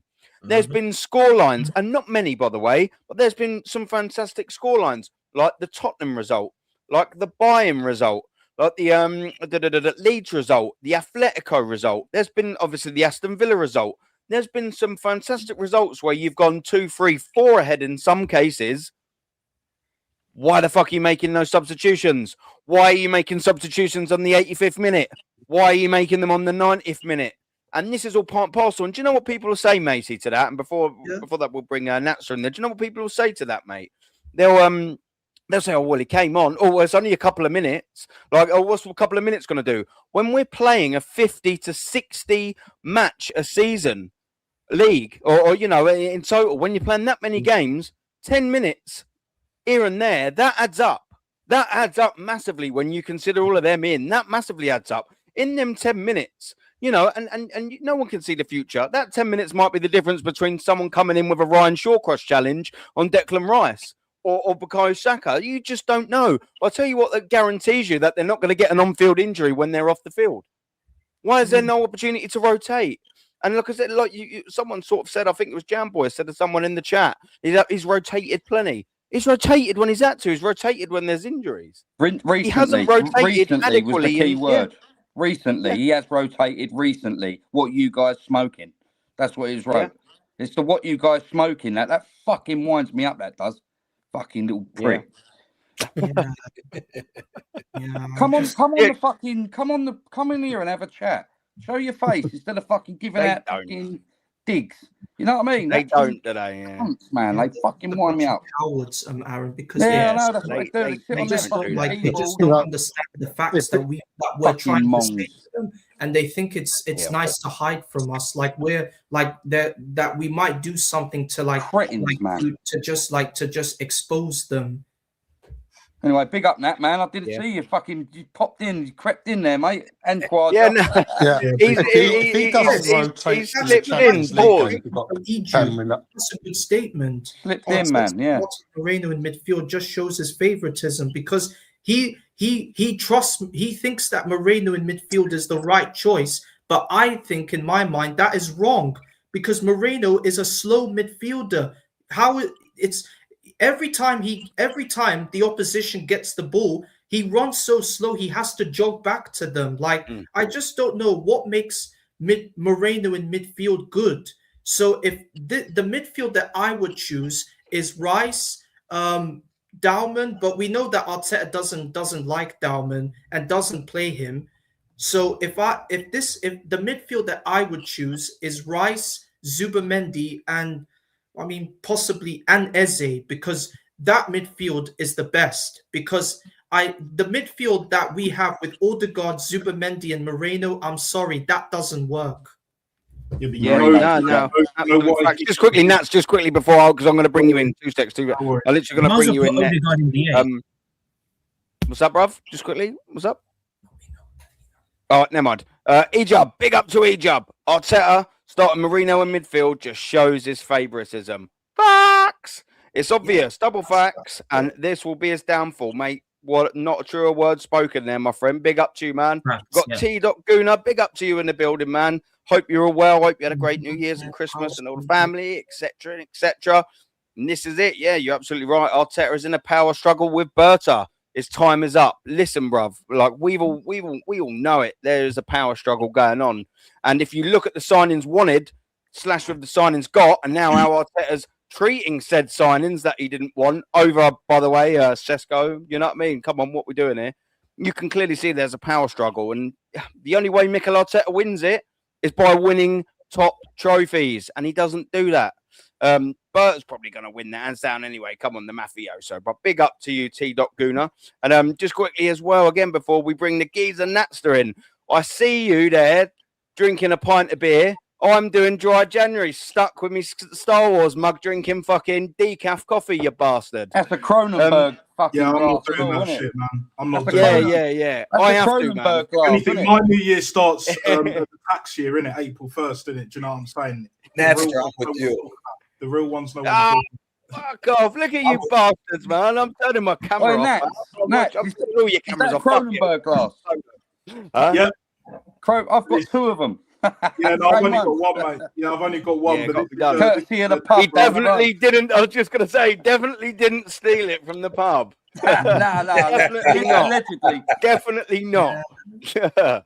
Oh, that's wicked, man. Get it? Yeah. You know, well, listen, we've all got a pub glass in our cupboard. Everyone has. I mean, I've got about 4.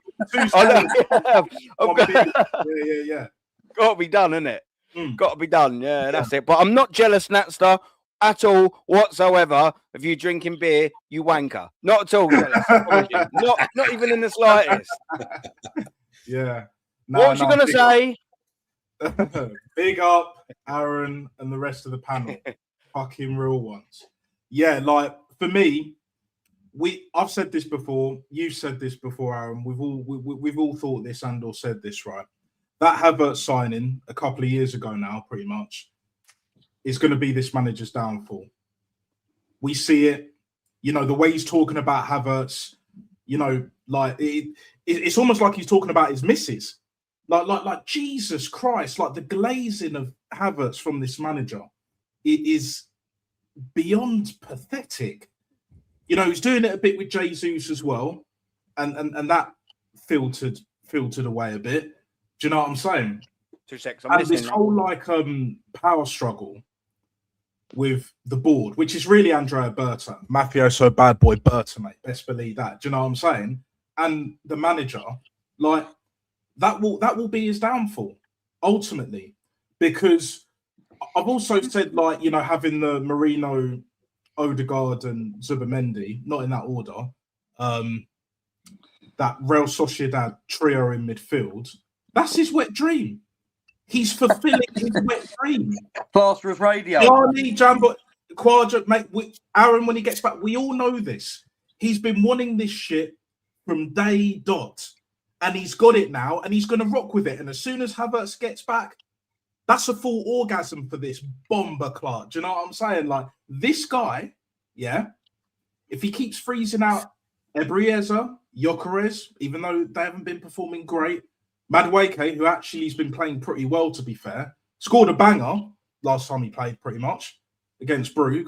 Mm. You know, you don't start implementing that, you know, freezing out Ethan completely, like, it will bite him on the ass. I'm going to be real. And he's shitting bricks because he knows he has to win. Chelsea have sat Maresca now. You know, I don't know if they're going to bring the Strasbourg manager in the next few weeks. I think they'll They're probably idiots if they bring him in. They're fucking idiots if they bring him in.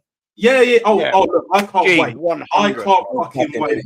I can't wait. They'll probably have an interim by the time we play them in the bridge, innit, for the first leg of the semi-final of the League Cup and that. But I think it's on the 14th. Bring it. I'm sure. Bring it. We have to win that game. With the situation now, we should be smoking Chelsea. We have to win that game. There's going to be no Caicedo, I believe, for the first leg. Yeah, it's the easiest draw, isn't it? It's the easiest draw over 2 legs. Newcastle or Manchester City. 100. Now we got the best draw. Win that game, get to 100. the final. Because if we get knocked out by Chelsea, it's done. peak. We're done.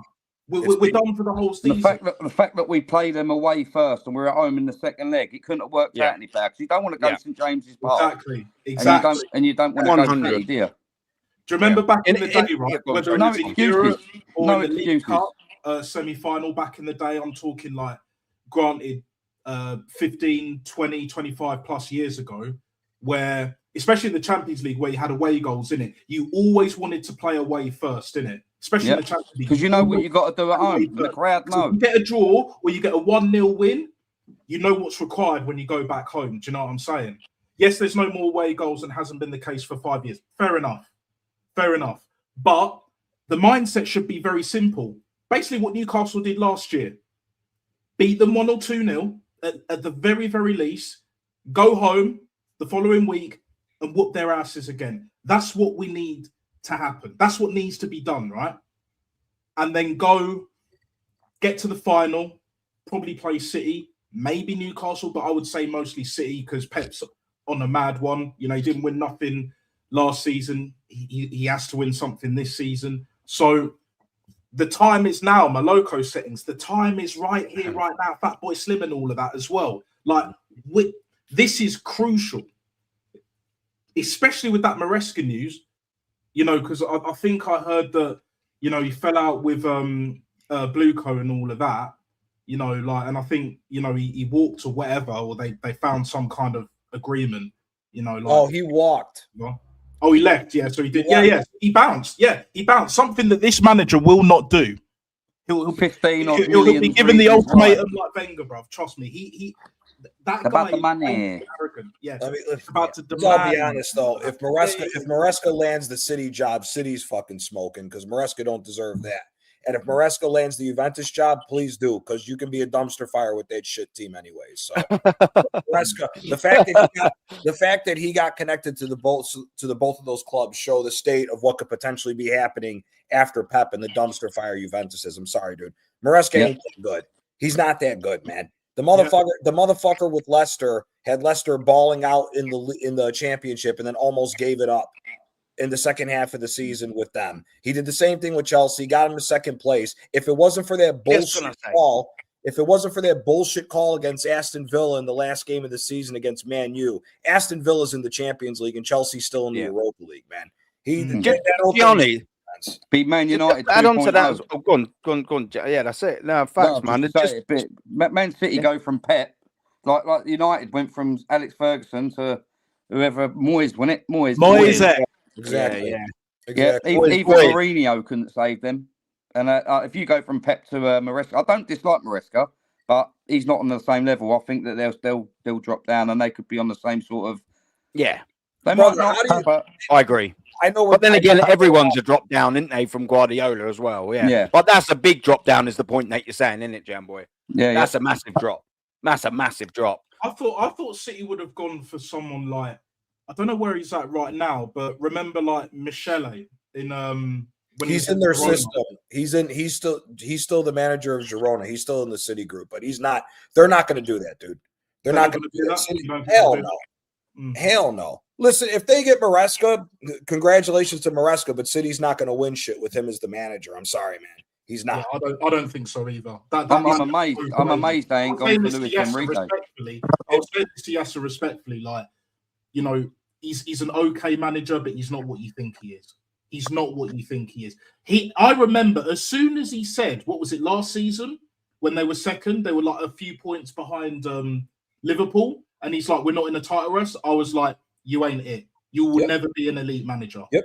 You might be better than Arteta, but you're not an elite manager. You know when they're Pep, you know when they're Klopp. Even now, you know, even Unai Emery to a degree. Do you know what I'm saying? I know we battered Villa, but still, it is what it is. Like, that guy goes to City. City won't win. They won't win shit, really and truly. Definitely not next year, for sure. So. Have we already qualified for the Champions League knockout round yet? Yeah. Because I've got a gut feeling that Arteta's not going to rotate against Inter Milan or K-Rat.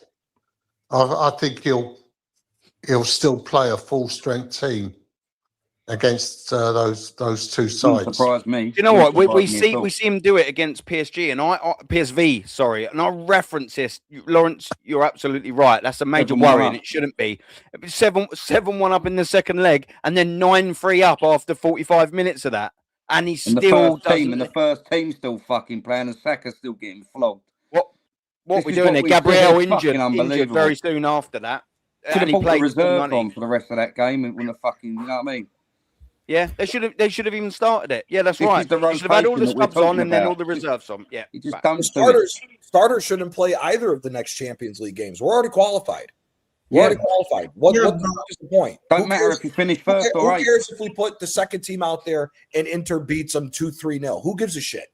As long as you get into the knockouts and you get to dodge the first set of games, so it's less games played. Who gives a fuck? Yep. Yeah. We're playing into away. That's what we're playing into away. That is what I have. That is why I have my Inter game. Because do you remember when we played Inter last season in the Champions League? They beat us 1-0, and because I remember they had a huge game like on their mind.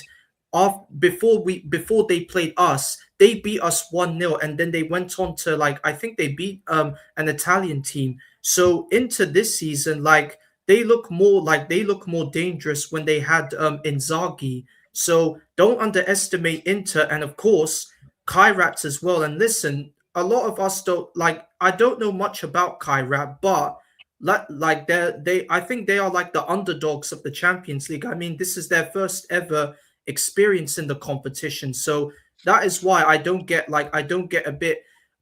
gassed up that will beat Kairat, because you never know which kind of Kairat team we will be playing against. If he starts Bukayo Saka, if he starts, fuck it, even Kairat could be a fucking home banker, whoever we play. He's gonna. They knocked Celtic out of the preliminary round. Yeah, well, look, I mean, I actually agree. I think it was Gianni that said about the Milan game. Do you know what? Considering the teams that we've got in and around that Inter Milan game, and considering as well what we've learned from previous lessons and what we know and how Inter Milan play, we all know how that game's going down. That's not going to be a 4-4 draw, is it? We all know that Mikel Arteta v Inter Milan is going to be a very, very, very stinky game, first team or not. I actually do agree with Gianni. I think we should just be sending out a second-rate team with enough quality of winning, I guess. But like, you know, you don't want to see the likes of Saka there. You don't want to see the likes of Declan Rice is there. Anyone in the back line, you can afford to give a breather. Obviously, position depending. If you can give Timber a rest for Ben White, excellent. If you can give one or maybe even both of Gabriel and Saliba a rest, do that. If you lose 1-0, a stinky 1-0, or a 2-0, or a 2-1 against Inter Milan, considering you've rested players for the Premier League fixtures that actually matter around that, does anyone really give a fuck? Let's just get that absolutely right. No one cares. If you put the second team out and you lose 5-0, who gives a shit? Yeah. I also agree with that. You lose against Inter, and you surely got to beat Kyra at home. You still finish top of the fucking the youth team can fucking beat Kyra. Exactly. And who should be starting up top for that, isn't it? You know it. Especially because we got the League Cup, and I agree with Natster and Aaron. Me and Natster and John Boy have said this multiple times. The League Cup is going to determine if we got the mentality to go forward and win, to knock one of the trophies out early. With what just happened at Chelsea, unless Chelsea pulls a rabbit out of their ass and gets a completely different manager than what they're talking about, we should be smoking Chelsea in the League Cup and going on to win this trophy. You want to talk about the rotation and make sure you go full at it for the League Cup? Put the second team out for both the Champions League games. You already qualified. Who gives a shit? You got home field advantage no matter who you get in the round of 16. And then if you're really this good, you go forward in the quarterfinal. Like I said, my personal opinion, if we're looking at all the other clubs that have worked like this over the recent years, Chelsea and City, we're not winning the Champions League our first year. We're not. You got to establish that you can go on and win. So with that being said, you make the Premier League above all and everything else because they need to get this title out of the way. Me personally, I don't think we're winning the Champions League. Maybe at full strength we could win it, but I still doubt it. I still doubt that. For me, focus on the league. Go get that League Cup. If you want to throw the FA Cup in and get a domestic treble, by all means. The Champions League, for me, I don't think Arsenal's winning it, but definitely in the group stage, throw all the kids on there. Who gives a shit? It is all the fixtures. Just quickly, guys. Here's all the fixtures in the entire, so we can see what we're dealing with in this January. We've been through this. You know, we've been through this. This should be fine. Let's scroll down to here now. So you've got the Liverpool game. You're going to be starting your best team. I think that's facts. Then all of a sudden you've got two different cup competitions. You can afford it. You can afford a sneaky rest here. You know, I know it's going to be a little hectic third round, but second team you should be able to put some experience in there. I think that's fair to say. But yeah, you can nicely rotate for this. You'd expect. I'm not saying it's going to be a walk in the park. These games can be tricky for your second team, but you should be winning with your second team. And then you've got this fixture here right after. So all of a sudden you should have nicely rotated here. All of a sudden again for this fixture, you can throw a lot of them back in. Maybe you can rest one or two, depending on the state of the previous 3 games, any injuries picked up, anyone that's overplayed. You can do this. You can do that with that fixture. And then all of a sudden, you've got your Nottingham Forest game. And this is why I wanted to say that. It's 2 important fixtures. We should be smashing Manchester United anyway. But the Inter Milan game is sandwiched between a tricky, as we always say, a tricky Nottingham Forest game and a home tie against Manchester United. This game don't mean shit. It's a nothing game. It don't mean shit. And then you've got straight here, you've got Manchester United game, and then you've got this Carriac game sandwiched with what you'd absolutely expect would be a very, very, very tricky away game.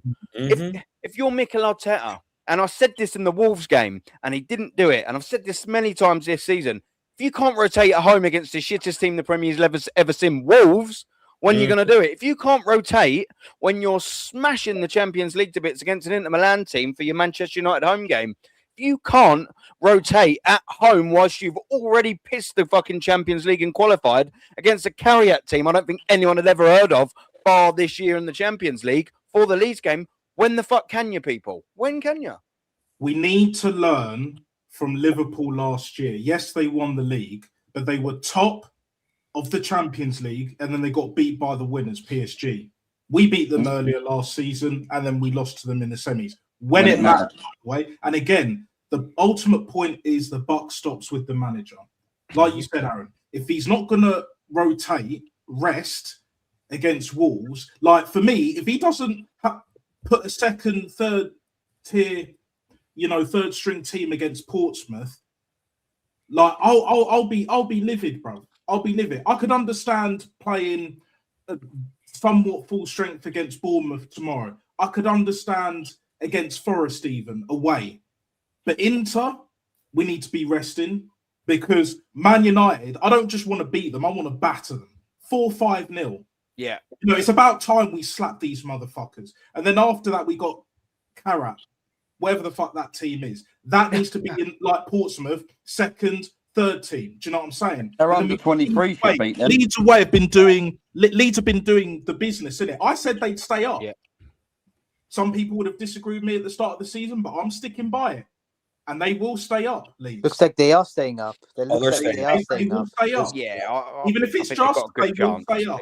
Calvert-Lewin scoring, he's on fire. But through all the games that you put out, Portsmouth, Inter Milan, and Karat, that's where we need to be resting. Yeah.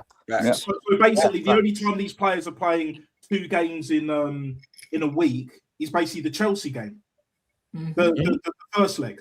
Yep. That should be it. That really should be it. You play your strongest against Liverpool. Cool. I really want to beat them because we should have beaten them away at the start of the season. Yep. Rest against Portsmouth. Slap them motherfuckers, Chelsea. We play somewhat full strength against Forest. But even in those kind of games, Forest, you could rotate. Even Bournemouth, start the strong team, start the first team, and then, sub at 60 minutes. I want to see a 50-minute sub. He can sub at halftime here and there, but he only does it when players aren't doing what he wants to do. How about you make 50-minute subs, when the players are knackered, the likes of Timber and Declan Rice and that. Because as much as I don't rate Norgard, you're telling me he couldn't do a job against Bournemouth, even if he's kind of like right in front of the defence. Like, what are we doing here? What are we actually doing? I think the Bournemouth and the Leeds game won't be easier on paper. On paper, they're not easier, but the thing is that they will try and beat us. Leeds, especially at home. If they won't, Leeds ain't going to low block us at home. They'll be right up. Have it. Nottingham Forest with Dyche as their manager, they're going to low block us, and that's where we know we struggle. We struggle with a low block. We do. Anyone that's got half a brain that don't want to lose to Arsenal, just low block. 9 times out of 10, you'll get what you want. Last season, Forest low blocked us because Santo had an amazing idea of how to keep our attackers out, and that worked because Santo absolutely blocked out every one of our attackers. And what made it even better was when he roasted Martin Keown, because Keown was saying to him, "Oh, Nuno, why did you play this kind of low block?" It's because, and he said that, well, maybe it's because Arsenal don't have a striker. So the way I'm so glad he said it in front of Martin Keown, because Keown should be should understand that Nuno, that Sean Dyche could do the same thing that Nuno did last season when he played that kind of low block against us. And if that happens, if that happens, then we might not find a way to beat Forest if they play this kind of low block against us. Especially if we've got two CDMs. Sorry, go on, John. Especially if we've got two CDMs. Sorry, mate, go on. Yeah. No, you're good. I was just going to reply to Roll. You're saying we've got 5 players injured now, don't we? Who do we rotate in the defence? With Ben White, Calafiori, and Mascara all injured. Look, the thing is it's granted, I know we have got a few injuries at the back. A lot of them are self-inflicted from this manager, by the way. But you can find something. I think we've got an academy player. I can't think what his name is. You bring him Josh Nichols. Nichols, that's the one. That's the one. You can bring them in for some games. You can. I know it's not ideal. But there are fixtures in this run where you can put Norgard at centre back. You've got Ainsley Niles every time. Miles Lewis Skelly. Granted, you haven't got fantastic options, but the point I'm making is you do have options to be able to rotate. I'm not saying that's an ideal thing to do away at Chelsea. I'm not saying that's an ideal thing to do at home to Liverpool. I'm not saying that's an ideal thing to do away at Nottingham Forest. But what I am saying is we can absolutely afford to be doing a little bit of rotation in that defence as such against Portsmouth. What I am saying is we can afford to do it in the Milan game no one cares about. What I am saying is we can do it at Carriat. That's 3 of the 9 games we've got this month. That's 33% rotation. I've just given you there on games that don't really matter. And also, as well as saying that, there are games here that I expect us to win comfortably. Why can't you bring off a Gabriel and a Saliba? Or one of them? Why can't you bring off a Timber for Nichols when you're 2 or 3-0 up against one of these teams and preserve them defenders to stop them getting more injuries, to make sure that you don't have to keep relying on a patched back defence? Because that's what we're doing so far. Do you know why, Aaron? Because when we go 1-0 up against these teams, he tends to fucking lock up and sit back, and then they equalise. So then he has to keep on them players. Yeah, no, absolutely. You don't carry on. You don't go in for the kill. In fact, 100%. Did against Villa. Yeah. And he did against There's games. Go on. Sorry, yeah. There's games here quickly just before that, and we will have Kyle Walsh-Gunner joining us in a second, man. I'm buzzing to hear what he's got to say. What an absolute legend, man! I'm looking forward to him jumping on. If he's backstage, I'm on a different screen, Kyle, so I do apologise. I'm not ignoring you. But look, these games against Bournemouth, I don't know how you boys sort of think about it. And if Kyle's in by the time I've had a look, we'll get him to have his opinion on all these fixtures. For me, Bournemouth, that should be a game. All right, it'll be tricky. I should be wanting an Arsenal 2-0 win here. I think it was Natster who made this point. I want to go and see us take the piss out of Liverpool now. We are due that. We are due that against Liverpool. I don't want us to see us. Granted, a win is a win. Wicked, excellent, fantastic, buzzing. But we've got an opportunity now to take the piss out of Liverpool. They're not in a good moment. We're at home. We should be in a good moment. I want to see 3 or 4 against Liverpool. That's what I want to see. I want to see us step up and absolutely destroy a big team. I want us to tell Liverpool that's who we are now. Remember them times where you were spanking us 4s and 5s? That's what we do to you now. I want us to see us get through against Portsmouth relatively easy with a heavily rotated team. I want to see us go to Stamford Bridge and minimal come back with a draw. But I kind of want to win. I'm not going to lie.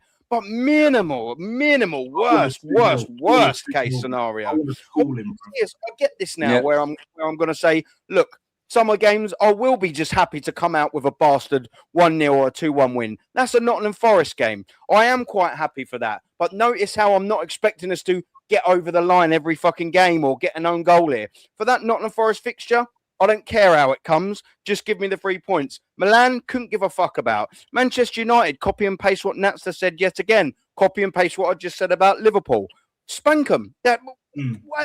We say this every year about Manchester United. There ain't a better time to spank Manchester United, and we never fucking do it. So we should be doing that to them. Carriat, I mean, come on, that's a given. And Leeds, another game where I'll be happily just to get a bastard 1-0 win. There's 2 bastard 1-0 wins. I'll be happy in that 9. Other than that, there's a couple of comfortable wins and a few fucking spankings I expect out of this fixture, out of this run of fixtures. Absolutely, well and truly, 100%. Aaron. And that's what it's all about. This manager, right? The buck stops with the manager. It's down to him because we know the players are good enough.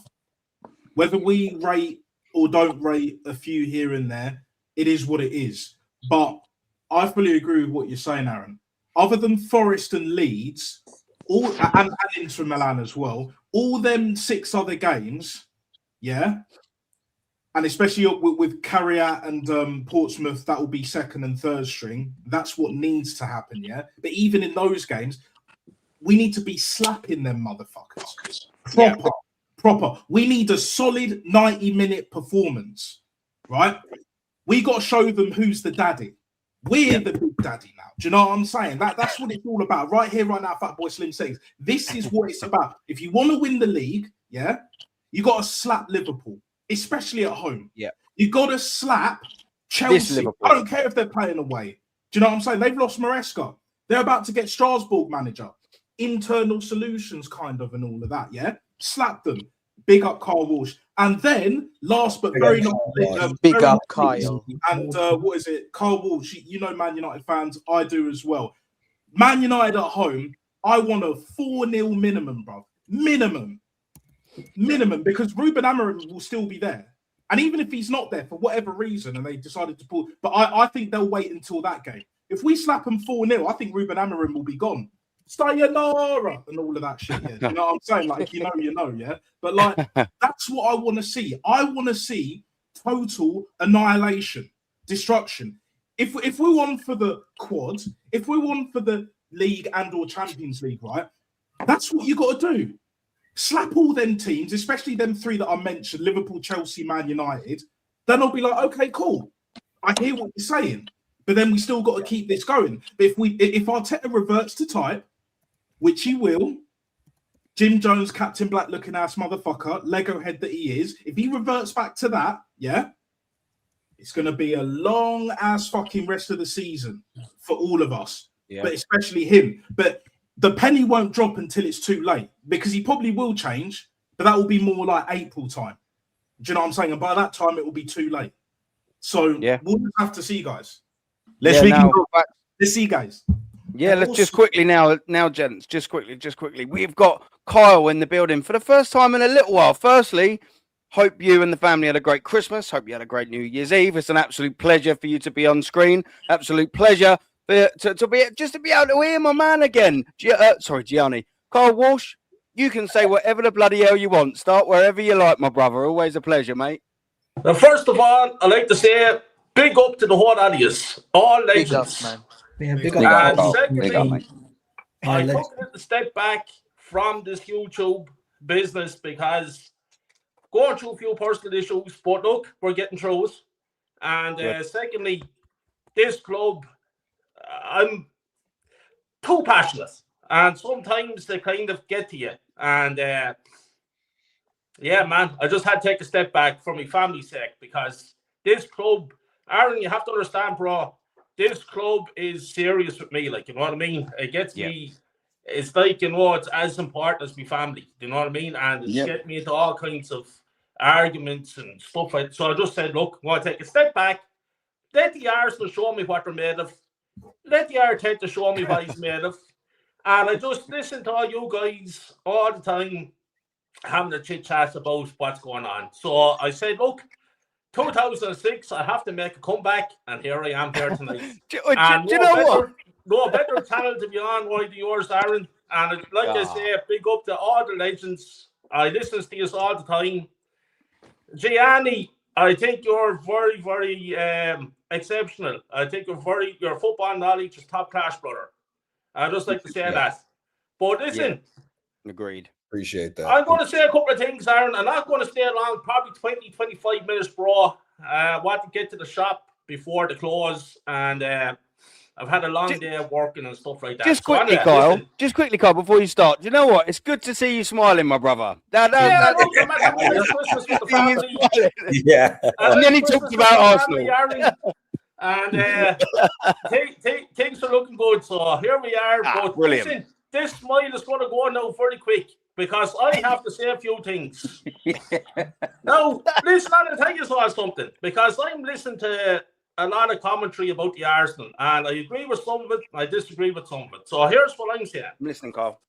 Back in the summertime, when we were all talking about Gyökeres and Sesko, these two football names were the two biggest strikers in world football back in the summertime. Oh, there were two legendary football players. And I was on your show, Aaron, the time when I did a really passionate, I think I cried and everything, the passionate speech I made. And I said on that speech, I said, football has gone that fucking bad that we as a football fan base are talking about Sesko and Gyökeres. And I said, straight on your show, I don't want fucking none of them at the club, because none of them are any good. And here we are with this Gyökeres fella, or I can't even pronounce his name. I call him Gyökeres, right? Gyökeres. No. I'm listening to the fan base say, we're not passing the ball. He's making the runs, but we're not passing the ball to him. Or we're not alert to his movement. Let me tell you something. He's not fucking good. He was at Sporting Lisbon in the Portuguese league, scoring all those goals, and everyone made him out to be the next fucking Maradona. He's not good enough for Arsenal Football Club.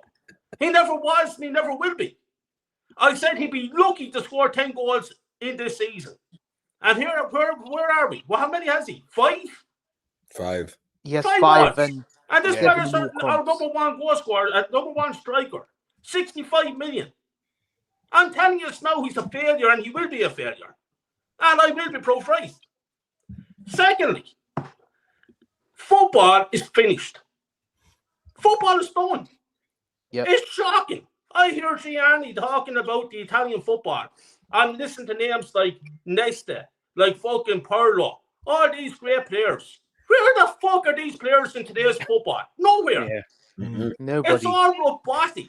You can predict what players are going to do. I know exactly what the players are going to do before they even do it. Now, if I can predict that sitting on my fucking sofa, what about the top man? What can they predict? Also, I think it's an embarrassment that we're only 4 points clear. We should be fucking walking this league title. Facts. Yeah. We've got Odegaard. Should be out of reach by now. Because the rest of the fucking teams are fucking useless. Yep. Man City are 4 points behind us and they haven't kicked the ball. They kicked the ball 2-3 games. That's it. It's embarrassing. Now I'm going to make another statement. If we do not win the league title this year, I don't want to hear any more excuses. This fucking fraud may go. Simple as. Absolutely. £1 billion in. This is embarrassing. We should be walking the league. The league should be over. Facts. And instead of that, what are we doing? Looking over our shoulder, listening about this blue shark. The blue shark is not good enough. So this is the year that the Arsenal wins the league. And if they don't, fuck off. Mm-hmm. Yeah. Well, lads, listen, football is done. It's done out here. The football, I'm watching football 40. I'm 40 years supporting Arsenal Football Club. 40 fucking years. And this is the worst football I have ever seen. George Graham, people tell me George Graham's football was terrible. Let me tell you something. George Graham won league titles. George Graham won FA Cups. George Graham won European Cups. This is the worst fucking trash football I have ever seen. And Sky Sports and the pundits makes these players out to be something that they're fucking not. Facts. Two of them trophies. Monday Night Football, talking through his fucking hole, getting paid a fortune. Let me tell you something by the way. When we're talking about Jamie Carragher, let me tell you something about Jamie Carragher. If he would have spat at my daughter the way he spat at that young girl in that car that day, I would have stopped on the freeway. I would have got out of the car and I would have kicked him up and down that fucking freeway. How the fuck does he think he is spitting at young girls? And he's still at Sky Sports, still making big fucking money. Another bollocks. Then I'm looking at fucking, what's his name? Dean Sturridge. And he dancing and singing. Mickey Richards talking through his hole. It's embarrassing. Football is embarrassing. Sky Sports is costing me €90 a month to look at that fucking trash on TV. Pathetic, yesterday, Match of the Day was on yesterday. 4 games yesterday. And the 4 games were fucking awful to watch. That wasn't a good advert, was it? This is the Premier League, gentlemen. Now, the point I'm trying to make is that the football is that bad. The teams are that bad. Why the fuck are we not 12, 13, 14 points clear? I don't understand it. Then I'm hearing about injuries. This fella's injured, that fella's injured. We're supposed to have the best squad in world football. We're spending over £1 billion. I tell you now, we better win this league title. We better. I'm after buying a 55-inch TV Christmas there. HD 4K smart TV. And play for Kyle's TV. If we don't win the league title. I said it to the woman already. We will be down a TV if we don't win the league title this year. Simple. I'm fucking sick of it. Aaron, I'm sorting out a game. I'm going over to your brother for a game. And let me tell you something, son. Yes. I'm going to say something to you now. When I'm there, there's going to be an atmosphere. And if anybody tells me to be quiet or to sit down or to shut me mouth or anything like that, I'm going to tell them, go fuck yourself. Who the fuck do you think you're talking to? Yep. The same way as I went the last game I was at, it was against Brighton. And we were getting bet 1-0 in the Emirates.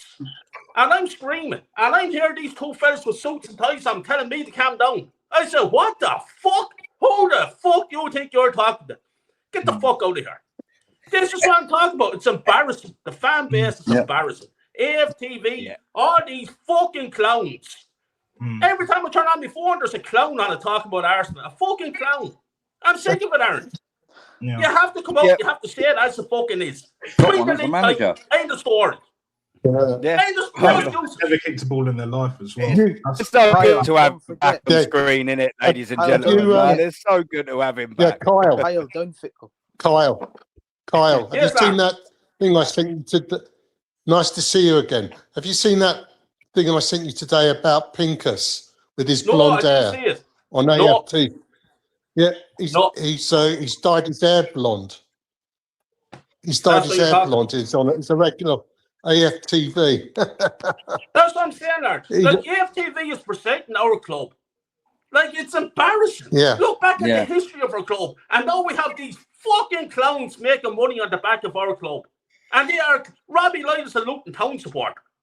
A fucking idiot. I said to him straight up outside the Emirates Stadium one night about Mizu Ozil. I said, what are you talking about, Rob? You're talking fucking shit. Ozil is not good enough. And we had this whole argument, and I said he's a disgrace to the club. He's after earning 150, 170 million pounds on wages with this club. And what the fuck has he achieved at this club? I said he's an embarrassment. When the shit hits the fan, Ozil is nowhere to be seen. Where was that interview? Nowhere to be fucking seen. Of course, of course he'd never put that up. Because it's all bullshit, Aaron. Because it's all false bullshit. And I'm fucking 40 years supporting this club, and Robbie Lloyd and those fucking clowns won't tell me how to support my club, let me tell you. Or fucking Ian Rice, or Martin Keown, or any of the fucking rest of the clowns who'll be on the TV talking through their fucking horn. I was at a wedding with Ian Rice. Yeah, and Ian Rice fucking had a conversation with me about Arsenal. And let me tell you something. It was a different conversation he had with me than the shit that comes out with on television, let me tell you. Money, Aaron. PR. Money. It's all bullshit. It's all fake news. It's making the club out to be something that it's not. The club better win a fucking title this year. Simple. Tony Adams, Petit. Who was the other one?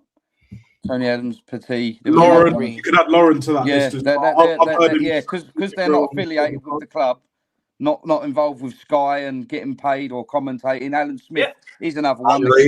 He's a commentator. He talks bollocks. He gave Saka player of the match. They're legends of the club. They talk shit. He's a motherfucking legend, man.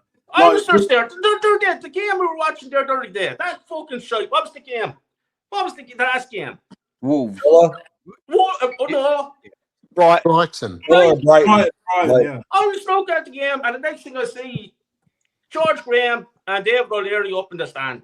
And I said to myself, I wonder what the two of them were thinking about this fucking shit that we're watching now. Exactly what you just said. Yeah. It's embarrassing. It's about £1 billion. Aaron, the players are robotic, man. They're not allowed to play. There's no freedom of express anymore. I remember playing football back in the day, and I ain't no fucking Odegaard. But let me tell you something. We were allowed to play football. We weren't afraid. The players these days are afraid. They're pussies. Saka. What's going on with Saka? Finished. Absolutely finished. A lot of them. He will never. He might still be a good player. He'll never be world class. They'll never be world class. Not again. Never. No shit about this. Like they're all too busy looking up at the screen in the corner to see if they're on the fucking screen. Exactly. Fucking and it drives honestly. me insane. It drives me insane. All this hair flicking. Look at how gorgeous looking I am for Instagram and shit. Load of bollocks. Win me the Premier League. I don't want to see your fucking hairstyle. Win me the league title. And we had 22 fucking years for it. Kyle, don't forget, just because everyone is talking. I've been seeing online about Calafiori's Italian looks, and everyone's online. There's media. They're talking about Calafiori's because he looks like, I don't know. They love him and they fancy him, and all the time they just talk about his looks. And I know you didn't even get this 10 years ago, Kwaja. You didn't even get that 10 years ago, let alone 20 years ago or 30 years ago. And it's nonsense. You don't get this now unless it's in England. You're talking about California, Italian looks and all this kind of crap. Let me tell you something. Gianni will agree with me here. Nesta was a good-looking fella. Paolo Maldini was a good-looking fella. Del Piero was a good-looking fella. I'm with a woman, like I'm not gay. I'm just saying it straight up. These lads are all good-looking fellas. But they were all top fucking football players. They won fucking trophies. What the fuck is our clown winning? Nothing. I'm fucking sick of it. The best looking Spaniard with Arteta. Win the elite title. Shut the fuck up about being good looking. It's embarrassing, man. Oh, mate. Yeah. What? One of them. Go on, Lawrence. Go on. And according to Christian on AFTV, we're the best team in the world and we've got the best manager in the world, yet we struggle to beat a team that's got less points than a fucking triangle. Yeah. Yeah, it's fucking ridiculous, isn't it? It's rectangles higher than them in the league. Just quickly, I've got to say this because we were talking about Saka very, very, very recently, and I just wanted to say big up to Suge. He's saying, sorry, Adam, just making a point. And the questions to the community, and I know there's back and forth in the chat as well, is Saka played to the quality of a proper player or below average shit this season? Bruv, mate, he's been terrible. I think, was it Kyle or someone who just literally said it a second ago, which is why I wanted to bring it up now. I think there was a time where, adding that injury and also adding Mikel Arteta getting his claws into him, there was a time when Bukayo Saka could have been world class. I think adding to the Mikel Arteta factor and adding into this injury, I'm happy to say this now. I think he will be a good player. I think he could be a very good player. I think he could have a very good career over the years, but I don't think he'll ever be world class now. I think that time has sort of gone. Aaron, I'm sorry, I just don't see it. Aaron, brother, let me tell you, Saka's a good player. That's all he'll ever be. We've seen world class. You see, world class has been thrown out too many times. We saw world class. I saw Robert Perez going down the wing for Arsenal. I saw David fucking Rocastle.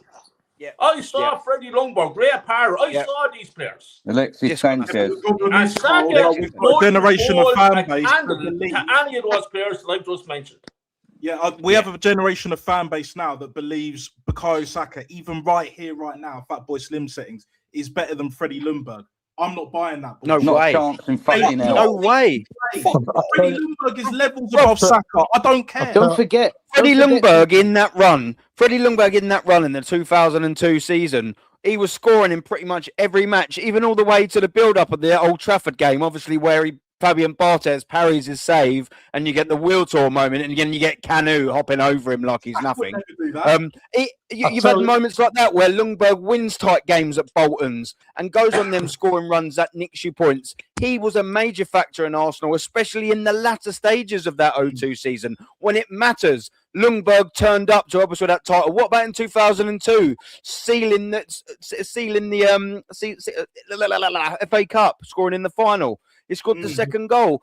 Freddie Lundberg's moments for Arsenal Football Club have led to massive titles and massive moments in Arsenal Football Club's history. Absolutely. As it stands, Bukayo Saka, over 5 years, albeit he's been good, albeit when you factor in he was young and coming through and he's been Arsenal's best player, he has led, and his form, especially now, has led to fucking nothing for Arsenal Football Club. Exactly. He had Mo Salah season, a Mahrez season, a Mane season, a Salah season. Until he does that, scores 20-plus goals in a contributing factor, he scores the winner with a world-class cut-in, not goal 4 or 5. He frequently scores winners. The assist is the reason why we win against Nottingham Forest in the last minute. That cutting in and then whipping one in the corner to beat Manchester United or Man City at the Etihad, like Perez did at Anfield. They're the moments that you need to be able to be considered world-class for my Arsenal team. And Bukayo Saka has not done that. It's not just he hasn't done that. He hasn't done anywhere near that level of what we've seen in that team. It's Aaron, obviously this fan base has never heard of George Armstrong, Brian Marwood or Anders Limpar.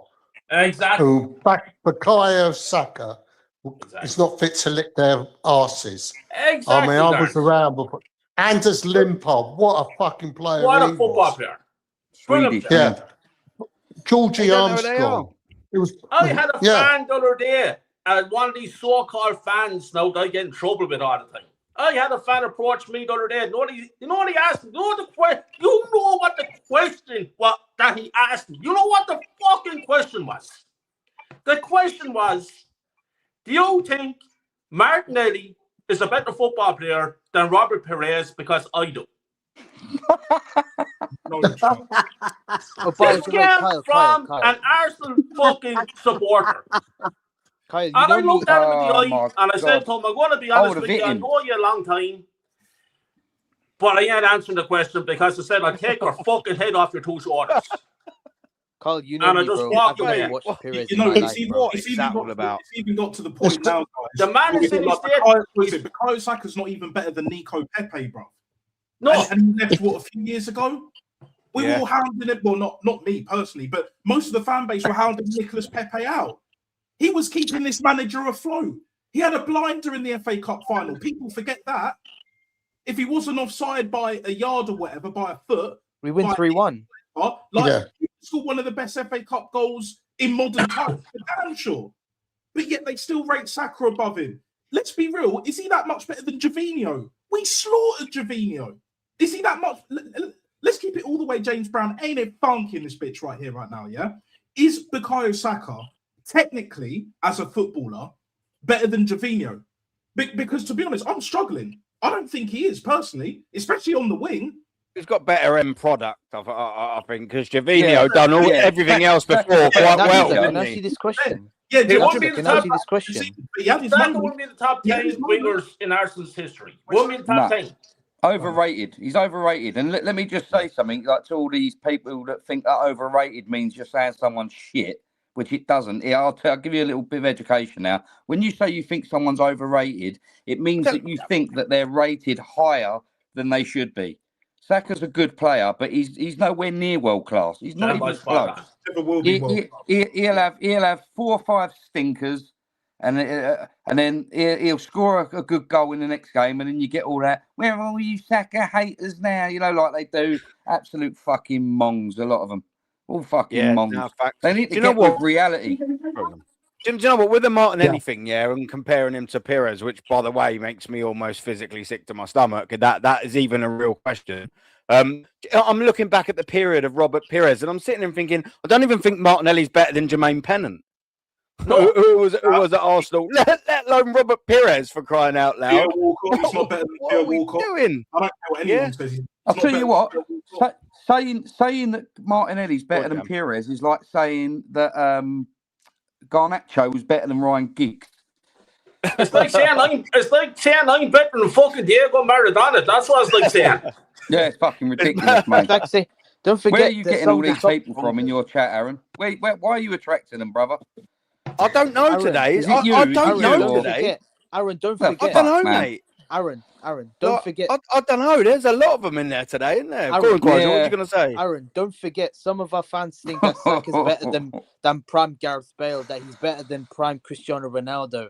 That he's better than Lionel Messi and all this stuff. Put the numbers up, the side by side, Yeah. isn't it? But what they said that- failed to do was put the number of trophies that Ronaldo and Bale had won. Yeah, but they said it's not that- even that. Sorry to cut you off, Quadra. It's not even that. Did these motherfuckers see Leo Messi around the age of 20, give or take? Cristiano Ronaldo even. And for me, 21-year-old Cristiano Ronaldo, between like, I'd say probably 19 to like 21, 22, in my personal opinion, that's the best Cristiano we've ever seen. He's not got better than that. I'm not saying he's got that much worse. Still a great player, of course. You know, the goals, end product, and all of that. But Bukayo Saka's nowhere near that level. Even at that age, nowhere near. Nowhere near. You look at, what's his face? Gianni, you'll know him. Big time. Karamanese. I remember when I used to watch Juventus here and there. You're going a little crazy with that one. He wasn't that good. Gianni. But do you think like Bukayo Saka's better than him? Or even that much better than him? Because I don't. See, the thing with Saka with me is this. I think Saka's a very good player. My problem is that I think Saka's, again, another player that's getting worn down by the coach. Because, again, I always go back to this. When we played, the 22-23 season, when Saka and Martinelli were starting on the edge of the box rather than being touchline wingers, and Trossard was the false 9, they were able to run into the middle with more freedom. And that's why Martinelli and Saka were scoring goals for fun, especially when Trossard first came before he fucked off the team and rushed Jesus back. So for me, Saka, for me, I think is a much better player than what he's showing right now. This, again, goes back to the system. If you have a player, again, this is why I say that Arteta's trying to do something that's never been done. He wants to play a number 10 with a false 9. Doesn't make any fucking sense because the false 9 was supposed to take away from the original number 10.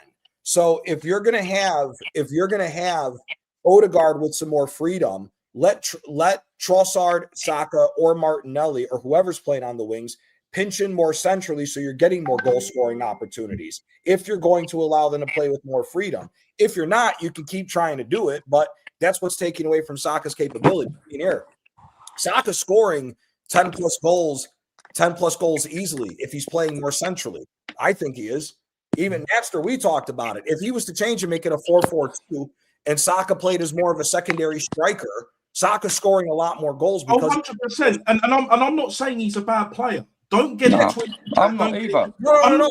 He's a bad player. I think he's a very good player. I like the guy.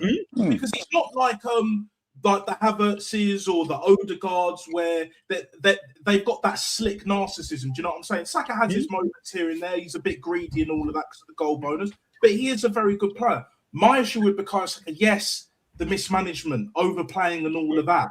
Wrong position. Because for me, he's not a right winger.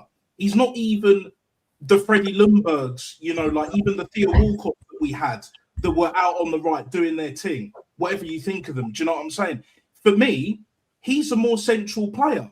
And when he cuts in and he's strong, yes, he's not as quick now, but he's strong. He can have a half a yard and slap it. We know he can do it, but he's rushing, he's dragging, he's doing all of that shit, overthinking it because he wants to get them goals so bad because he knows deep down he's not performing. But this manager's like hanging these players out to dry, including Bukayo Saka. Yes, the Odegaards ain't all that. The Havertz is dog shit. Like the Jesus ain't it. Hasn't been it for a number of years now. But I agree to a certain extent, Johnny. Like, when did Freddie Ljungberg or Robert Pires ever get thrown in a wingback position like Saka has? That's part. That's a part of the deterioration of Saka. When you look at the old style of play, midfielders did the dirty work in defense, and if you could go up and aid the front three or however formation you played, that was how it was done.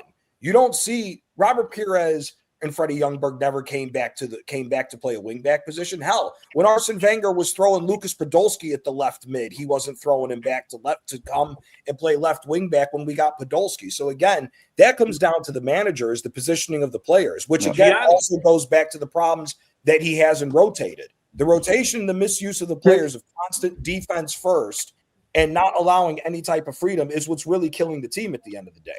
Gianni, it comes down to fucking football, the way football is played today. Carl then Lawrence, absolutely. Back in the day, Perez and Ljungberg and all these lads were always David Ginola. All these players were able to go forward, express themselves, score wonderful goals, beautiful passes. It's not like that anymore. Saka and all these lads are all robotic. They're told to go forward, turn around, pass the ball back, pass the ball sideways, defend. And the football has just gone backwards so much, it's not even funny. Gianni, quick one for you, brother. Then I'm going to hop off. The greatest player that I ever saw, brother, in my lifetime as a football fan was Diego Maradona playing for Napoli, brother.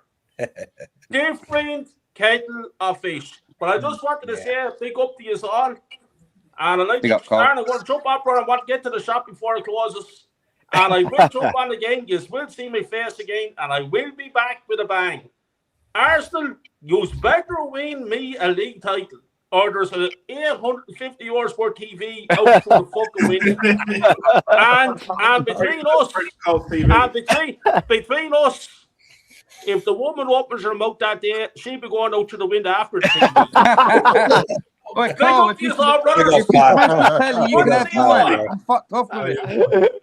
Oh, what a geezer, man. Carl, big up, man. I love it. Do you know what, Kyle? I don't know if he's still there. No, he's still there. It's a pleasure. It's a pleasure to see him back on the screen, man. Absolute pleasure. I think everyone, definitely on the panel and in the chat, if you're one of our sort of Arsenal fans, I mean, everyone loves a bit of Kyle. What a man! And I'll tell you what, you don't get more passionate than that. Do you know what I mean? You don't get more passionate than that. When you've got a fund just for broken TVs throughout the year, that proves that you're a passionate fan. Big up the car. He gets to the shop on time. Whatever he's buying, hope you enjoy it, my friend. What I was going to say as well is something that Suj said, and I know you wanted to come in with something as well, Lawrence. I'm just going to say my little bit on this. Let you going because I need to put the kids to bed, so I'll only be 2 seconds. But Suj, you're absolutely right for a start. Perez is better than anyone that we've seen in the last 5 years. And anyone who says any different is missing something. Do you know what, bruv, as well? Let me add to that. And I wanted to say it a little bit earlier. Robert Perez, at least in the 2002, or in 2002 and in 2003, minus the injury, was probably the best left winger in the world or left midfielder in the world. He was probably at one stage the best and definitely in the top 3 for me in them years. I mean, Ryan Giggs was obviously in his sort of like peaks there. Do you know what I mean, in the Premier League? But I reckon for 02, 03, he was borderline unplayable. I know Gianni's having a little think with that vast knowledge. I think at one stage he was the best left winger or left mid, whatever you want to call him, and definitely within the top 3 in them 2 years, 100%. But big up Suj. I'm sure Gianni's going to be coming in having a good old think with that vast knowledge, as probably is everyone.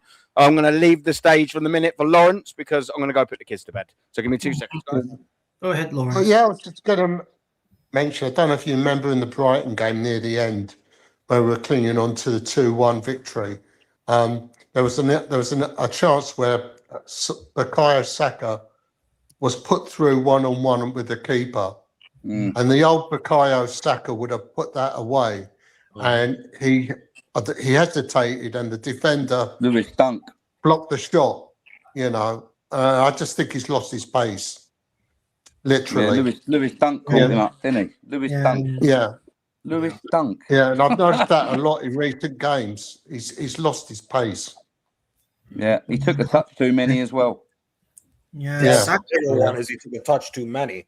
He took the last touch he took. He didn't need to. Saka wasn't the player that he was when he first broke into the first team, when Unai Emery recruited him. And the thing with what Unai Emery did, he put Saka as a left back at one point, and that position favored him.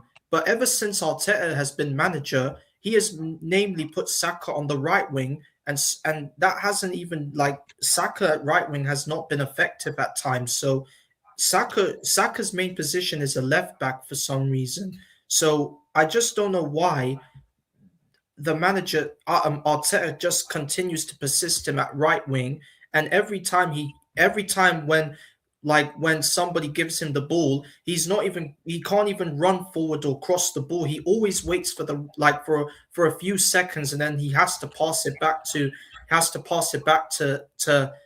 Odegaard or maybe Timber at one point. So Saka's not the same player that he was when he first broke into the first team. He was lethal. Well, him and Emil Smith-Rowe, when they were on that left side, they were lethal when they played for us. So Macy, do you know why he's doing that? Do you know? I've got a theory. Just bear with me, guys. Yeah, I know why he's doing this, and I'll tell you why. You remember how Gareth Bale started, left back, Southampton. Talk of the whole of Britain. Yeah, it's going to be the biggest, obviously, best thing in Wales since Ryan Giggs and all that. Cool. Then he went to Tottenham, right? Where was he playing? Left back. And then a few years later, moved to left mid. Then a few years after that, moved to right mid, right wing. Do you know what I'm saying? And then that final season before he was at Real Madrid, he was playing wing back, centre forward, and he was getting all them goals. That's where Bukayo Saka needs to be now, centre forward. He doesn't have the pace anymore, as we all know. We know he's still strong. He protects the ball better than damn near anyone in the world right now, and has been for the longest. That's one attribute I've always rated. I would go as far as say that's his probably only world-class attribute. When it comes to protecting the ball, there's not many better. Do you know what I'm saying? The problem is he doesn't have that quick burst of pace and he doesn't glide like he used to. Do you know what I'm saying? He can still slap it here and there, but he's a bit inconsistent. But I want to see him, like what Gianni said earlier, because we've had that conversation, 4-4-2 or like a 4-4-1-1, something like that, playing sort of like just behind the striker. Because bearing in mind, when he came to the academy, he was a number 10. So we know he has them attributes and qualities. I've never doubted that he's got absolutely no skill, no tech. That's not what I'm saying. But as a touchline winger, a bit different to Martinelli, but different style of players. Touchline winger, it doesn't work either way. This guy is hoping that Bukayo Saka's are Gareth Bale, innit? And it's already failed, innit?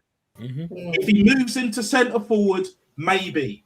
Maybe. Whether it's, even if he plays that donkey Havertz and Jesus up front with him, even if it's them two. And not what did you just say? It will make a difference. Donkey Havertz. What did you just say?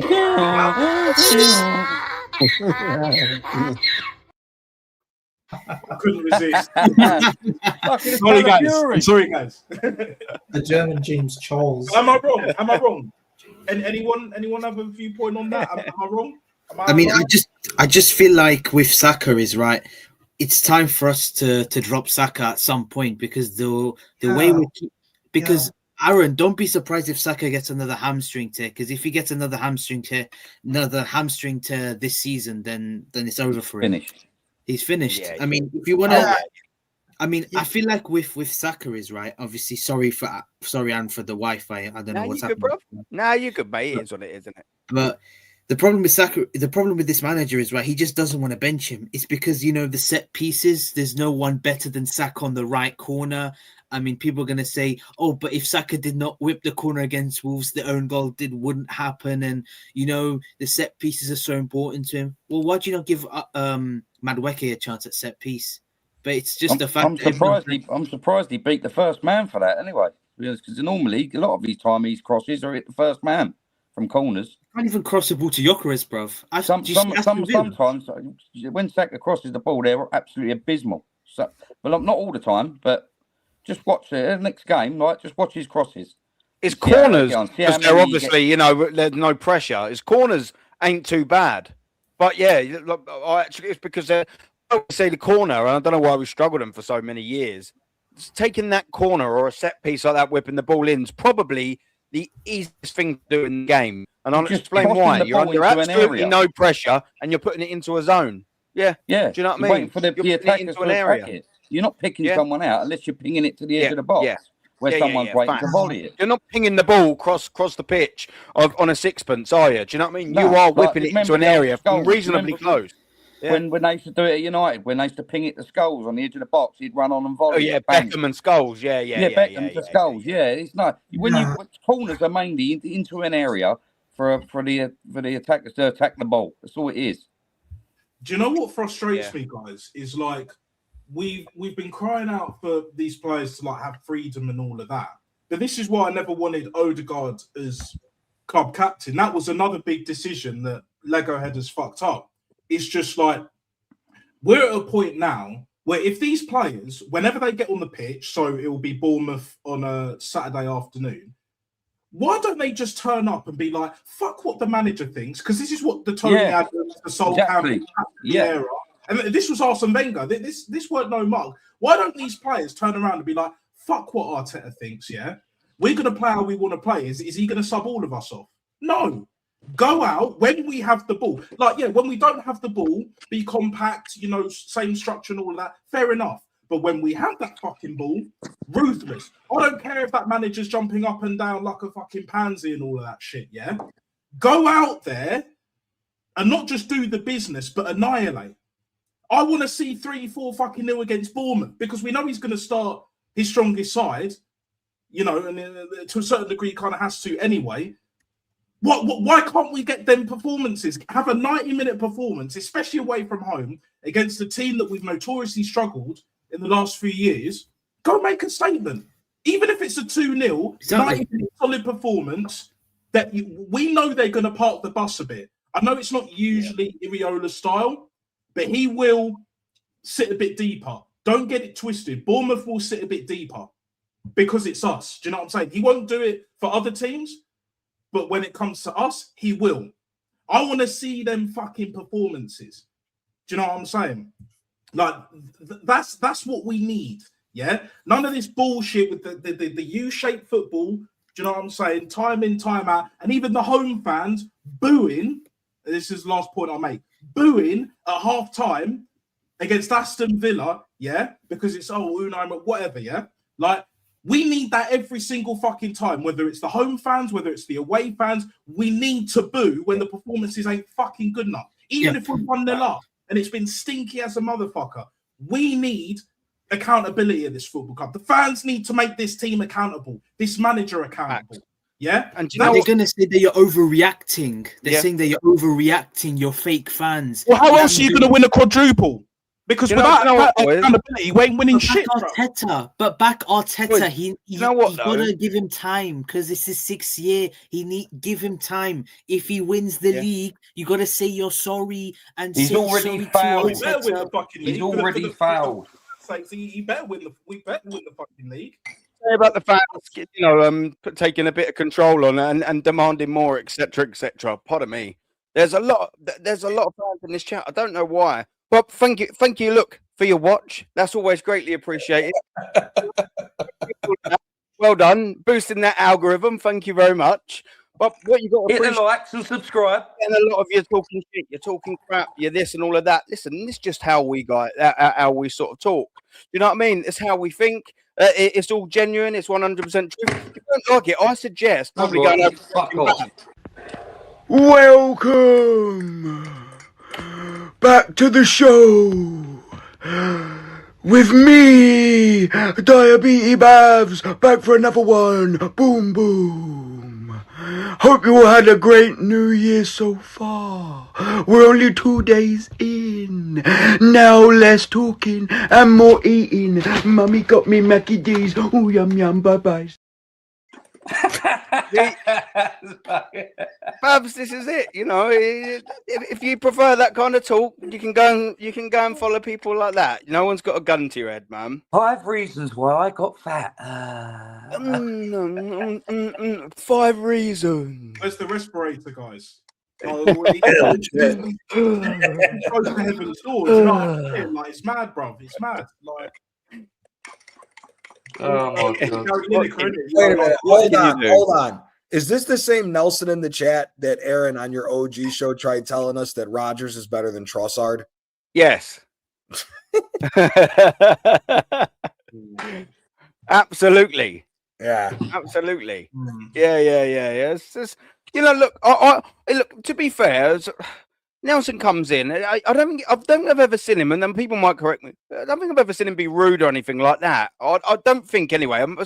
I may not forget, but I don't know. I don't know where I stand with you, old Nelson. Do you know what I mean? I get that there's differences in opinions, but how can our opinions be that bloody different? That's what I just don't understand, mate. But look, I mean, horses for courses. I mean, I suppose fair dues. It is what it is. I just don't agree with everything you say, and evidently it's copy and paste the other way around. Do you know what I mean? It is what it is. I've not seen you write stuff like a lot of this chat. I don't know. The chat's gone a bit mad today, but a lot of them say, "Oh, you're talking shit." Okay, disprove one of our facts that we've been saying. Just debate it. Just debunk anything that we've been saying. And do you know what? These guys go quite quiet. As soon as you start saying, "Okay, cool, why don't you come on the show?" It's a call-in show. I'll send the link out again. Come in the show, have a little chat about it, disprove us, and don't be rude with it. That's why the link's always in the chat, so you can come on and have your say. If you don't agree, debate, and if you don't want to debate, maybe let's hear that. And do you know what? If you do want to do that and don't like putting your mug on the screen, that's also fine. But write properly. Do you know what I mean? Don't come in. Oh, you're talking shit. Okay, cool. Well, why am I talking shit? Why is Natsa talking shit? Why is Lawrence talking shit? Why is Quadra talking shit? Why is Macy Jamboy and Gianni talking shit? Just write in the chat why we're talking shit. And I guarantee you'll have nothing else to say other than, "Oh, you lot are a disgrace, or rubble. You're a disgrace and not fit to wear badge." All right, tell me why. My life on it, he subscribes to AFTV. And I know I'm not saying specifically about you there, just saying. But here's Creighton. Listen, we've got one game coming up, rather. Let me get back on track. We've got one game coming up, and that's, of course, tomorrow, and I believe it's at 5:30. That is the Bournemouth game. Boys, What are we saying? Is this going to be a comfortable win? Anyone jumping first? I don't mind. There's no system. Is this going to be a comfortable win? Are we going to make it into an absolute fiasco? Are we going to fall over the line? We're going to drop points. Gianni, you're talking about. You can't do what we did in the second half. Gianni Lawrence. You can't do what we did against Aston Villa in the second half, and then go and make it look tough against Bournemouth. Bournemouth is shit. And in all honesty, full disclosure, who gives a rat's ass if Semenyo is there? Who cares? Yeah. Who cares if Semenyo is on Bournemouth? Nobody. We should be going and smacking up Bournemouth at least 3-0. And if it's not 3-0, we should be winning by 3 goals, whether it's 4-1, 5-2, whatever.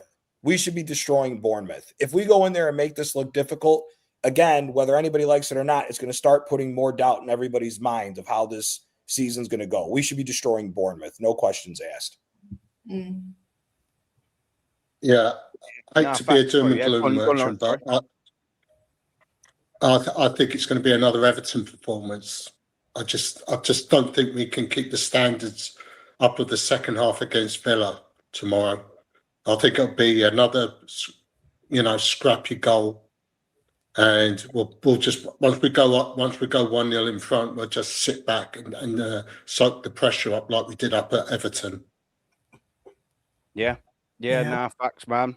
What are you saying, Mace? Talk to me, Mad Mace. I mean, the thing is, Aaron, I am confident we can beat Bournemouth, but my worrying thing is that Ariola's got a good record against Arteta, and I'm still a bit worried by the fact that Declan Rice. We don't know if he's available for that game tomorrow.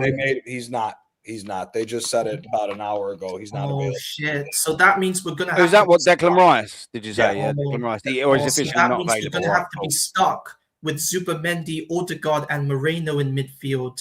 That's the worrying bit, because Moreno in midfield is the most worrying thing for me, because every time he's in midfield, that is what I'm most worried about, because if Bournemouth are able to identify the weakness in our team, then they could use that to create some problems for us. Because Moreno, even though he is good at playing as a false striker, in midfield he is absolutely abysmal, because he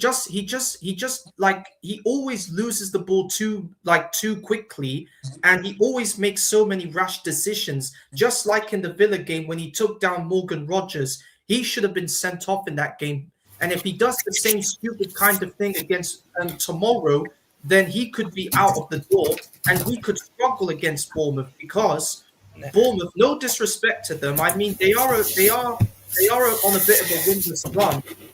I think they are now 11 games without a win since beating Nottingham Forest in October. I think we can beat Bournemouth, but I'm worried that if we have this midfield of Odegaard, Zubimendi, and Moreno, then Bournemouth can absolutely use this kind of thing to their advantage and create some problems on us. So I might go for another 1-0 win for us. We might stink it out again, the same way we stinked out against Everton.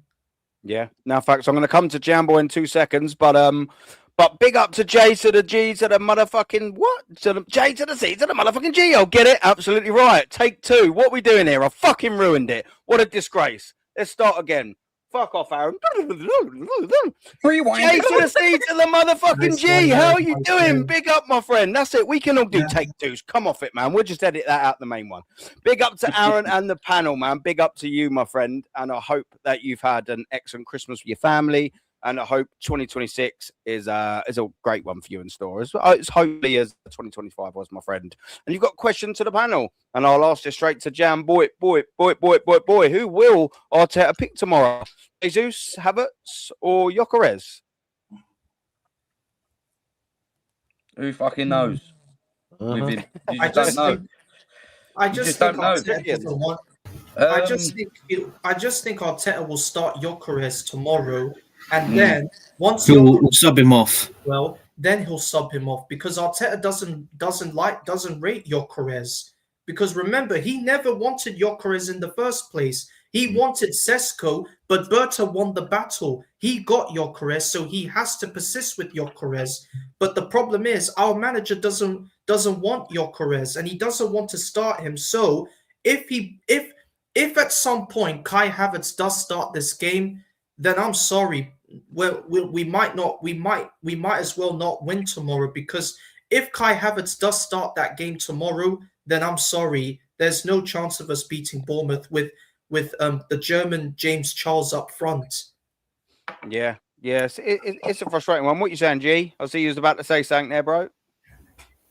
No, I was letting Jen. All right, yeah. We'll nip down to Lawrence. What do you reckon? Who's he going to play tomorrow? And we'll go to COYG. I don't know. I mean, knowing him, he'll start Havertz. I wouldn't put it past him. Because it's his love child, isn't he? That's the worrying of the three, isn't it? That's the most worrying of the three. Mm. Yeah. Sorry, I thought you finished, Lawrence. Go on, Lawrence, and we'll go quiet. Yeah, sorry, I was just saying. Sorry, bro. Normal sense, you'd start off with Gyökeres, because I don't think Jesus is fully 100% fit. But as I said, this clown of a manager, as I said, I wouldn't put it past him to start Havertz off, or possibly, start Jesus. He's that type of person. He's just full of himself. Curveball. Marino's going to be starting up front. He's giving a fourth to JCG's question. Is there Marino up top? No, I think Gyökeres will start. You think Gyökeres, do you? I think Gyökeres will. I think he will, yeah. What you saying, COYG? Oh, sorry, Aaron. I think that he will start Gyökeres, and at some point he will sub him off. I don't know, maybe in the 60th minute, because that's what this manager does. He just never gives him that confidence. I mean, he just has to be subbed off. I mean, do you remember when he got subbed off against Aston Villa? Gabby Jesus came off the bench, replaced him within the first touch, scored, and Gyökeres will be like saying, how am I getting subbed every single time? I should be on that pitch giving the freedom that I want to have. But you know that this manager's a control freak, and you know what he's going to do.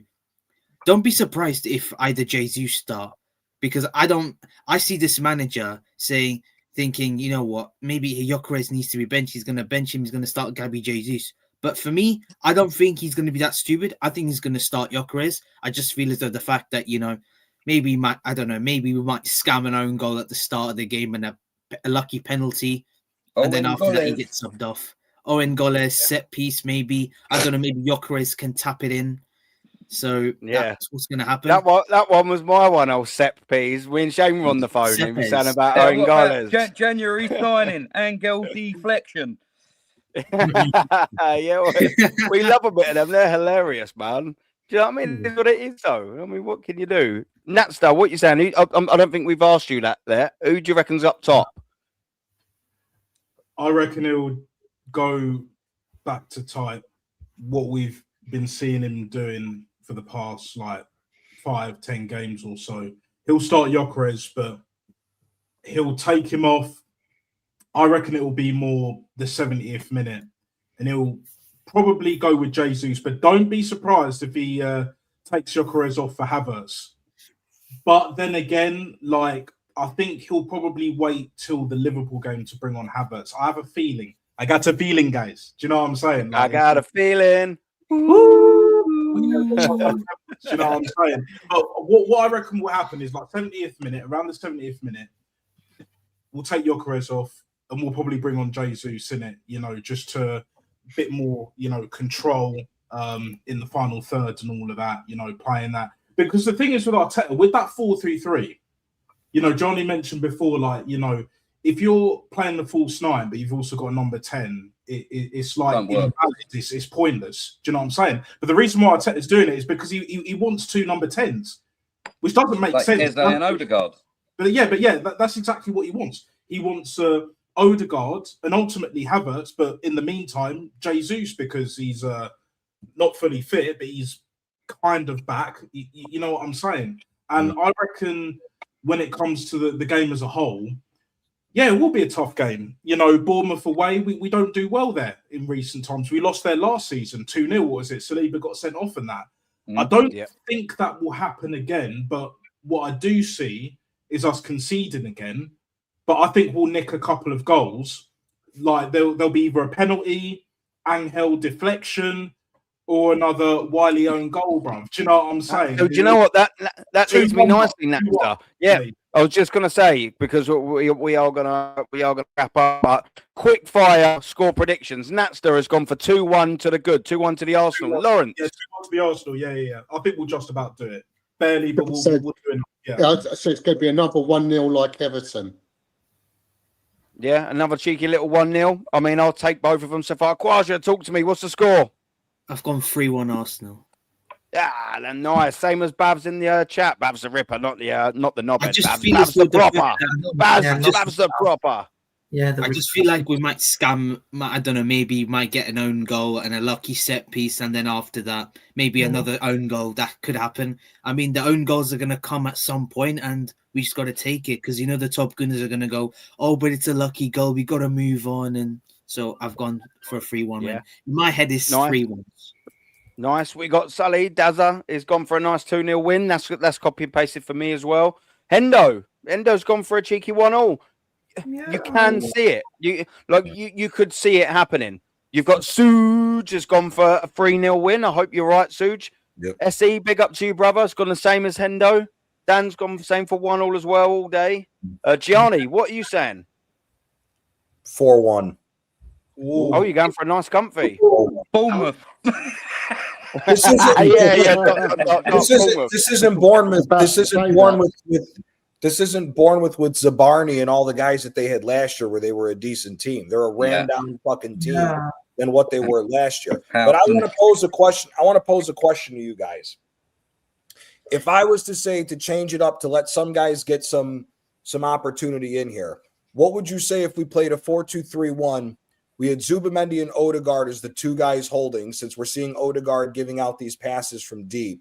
You throw Eze in at the number 10, Saka on the right, Gabby Jesus on the left, and Trossard as the striker. Well, so they can interchange. You'd probably naturally see Trossard and Jesus doing that, wouldn't you, throughout the game? You'd obviously have a number 10. I'd like lineup. I wouldn't mind the change up because the three will be much more central with Eze, Trossard, and Jesus, and hopefully that could bring Saka closer in as well, to where you're interchanging with those four guys. But the other thing for me is this. I've been a defender of Gyökeres, and I still stand by that the system is not helping. But there have been opportunities that he has gone where it has been on him. And I think maybe we do need to drop him just to see if it's the kick up the ass that he needs to get going. Like I said, for me, I don't give a rat's ass if it's the second team. With how bad they're playing, we should be smoking Bournemouth. This game should not even be a worry right now.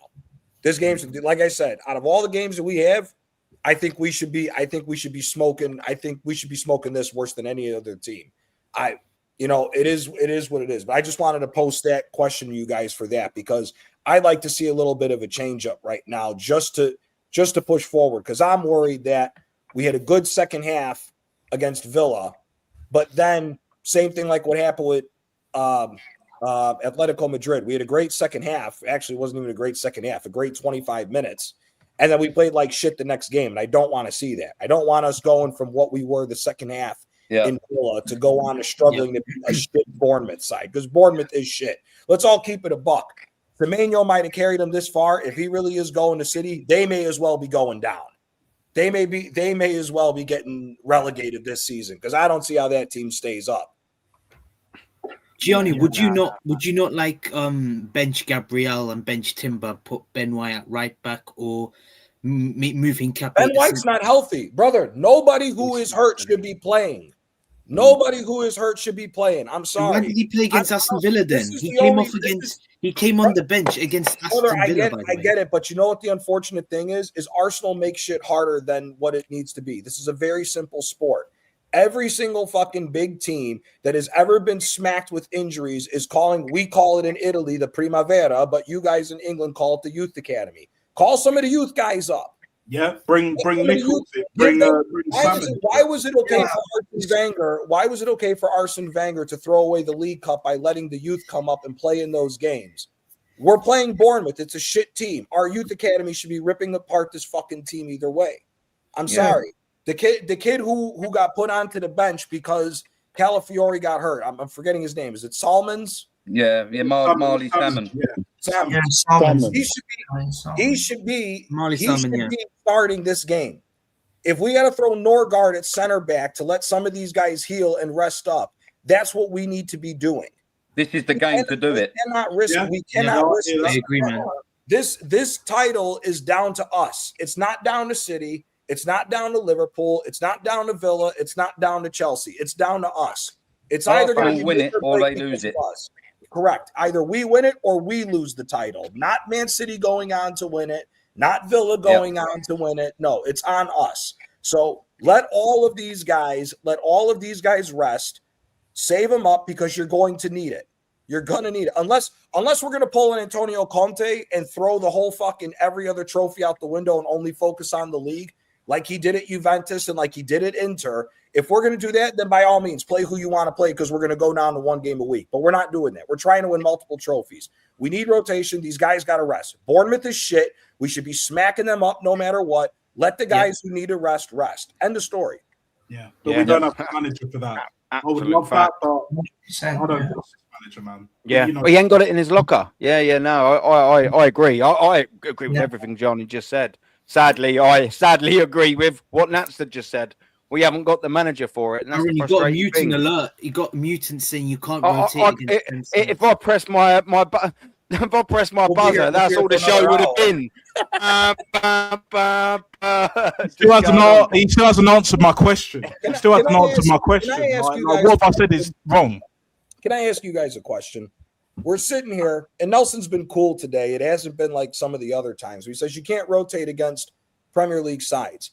Then how the fuck did City win 4 straight Premier League trophies? They rotated against Premier League sides. Why is it that always when it comes to Arsenal, we got to come up with some hoop, hula hoop, 8-trick over fucking excuse to come up with basic common sense shit? Every team that's won has rotated during the regular season against their competition. Juventus rotated all the time when they won 9 in a row. Bayern Munich rotates all the time in a row. They won however many fucking Bundesligas years in a row. That's why you have a squad. Liverpool's done it. Why is it when it comes to us, it's this next level shit that it's that hard for us to fucking grasp the concept of? I'll never understand. Look at last time Man City won the league and Phil Foden was player of the season. It's mad. Phil Foden, I think, got a hat-trick in one of the games and held bench for the next 2. Same with Mahrez. Same with the Mahrez's. That's how you keep them fresh. That's how you also give them a little thing. Yeah, do you know what? Fair dues. Cheers for your input. 2 goals. But yeah, someone else is going to have a go today. You'll be having a go again next week or the week after. That's what rotation is. Wiki had a good game against Sparta Prague, scored a screamer and scored another tap in. And then he got dropped for the foreseeable future. Yeah, but he didn't get dropped for rotation. He got dropped because he shot from 25 yards. Yeah, and he should be starting tomorrow. He should be starting tomorrow. Yeah, Madueke should be starting tomorrow. Saka should not be playing tomorrow. Yeah, he don't deserve it. Yeah, I don't. Even if he didn't deserve it or he does deserve it, again, this is a game that you need to rotate. I'm sorry. There's players who want to play like Declan Rice wants to play every single game. Now we're seeing with what we're seeing with him. I'm sorry, man. Yeah. You gotta rotate. What's the point in spending 50 million on these players that we're saying we've got a squad, we've got backup? What's the point in playing them then? What's the point in buying them if you're not going to? Yeah. What's the point of spending $1 billion if you wanted to wear it here? You want our position or do you want to be in Aston Villa's position? Aston Villa is lucky if they're able to rotate 2 to 3 players a game because how bare bones that roster is because of them dealing with PSR. We don't have that fucking problem. And we have quality on the bench. Let's not get it twisted here. Up until Odegaard's recent run of form, I think everybody on this panel would agree, coming into the season, we all wanted to see Eze start over Odegaard. If we go back the last 18 months that Odegaard's played. Yeah, Odegaard's had a nice little purple patch recently, but we all wanted to see Eze. We have the quality on the bench. We should be utilizing it. Again, No team in the history of mankind that's going for what this team is going for doesn't rotate.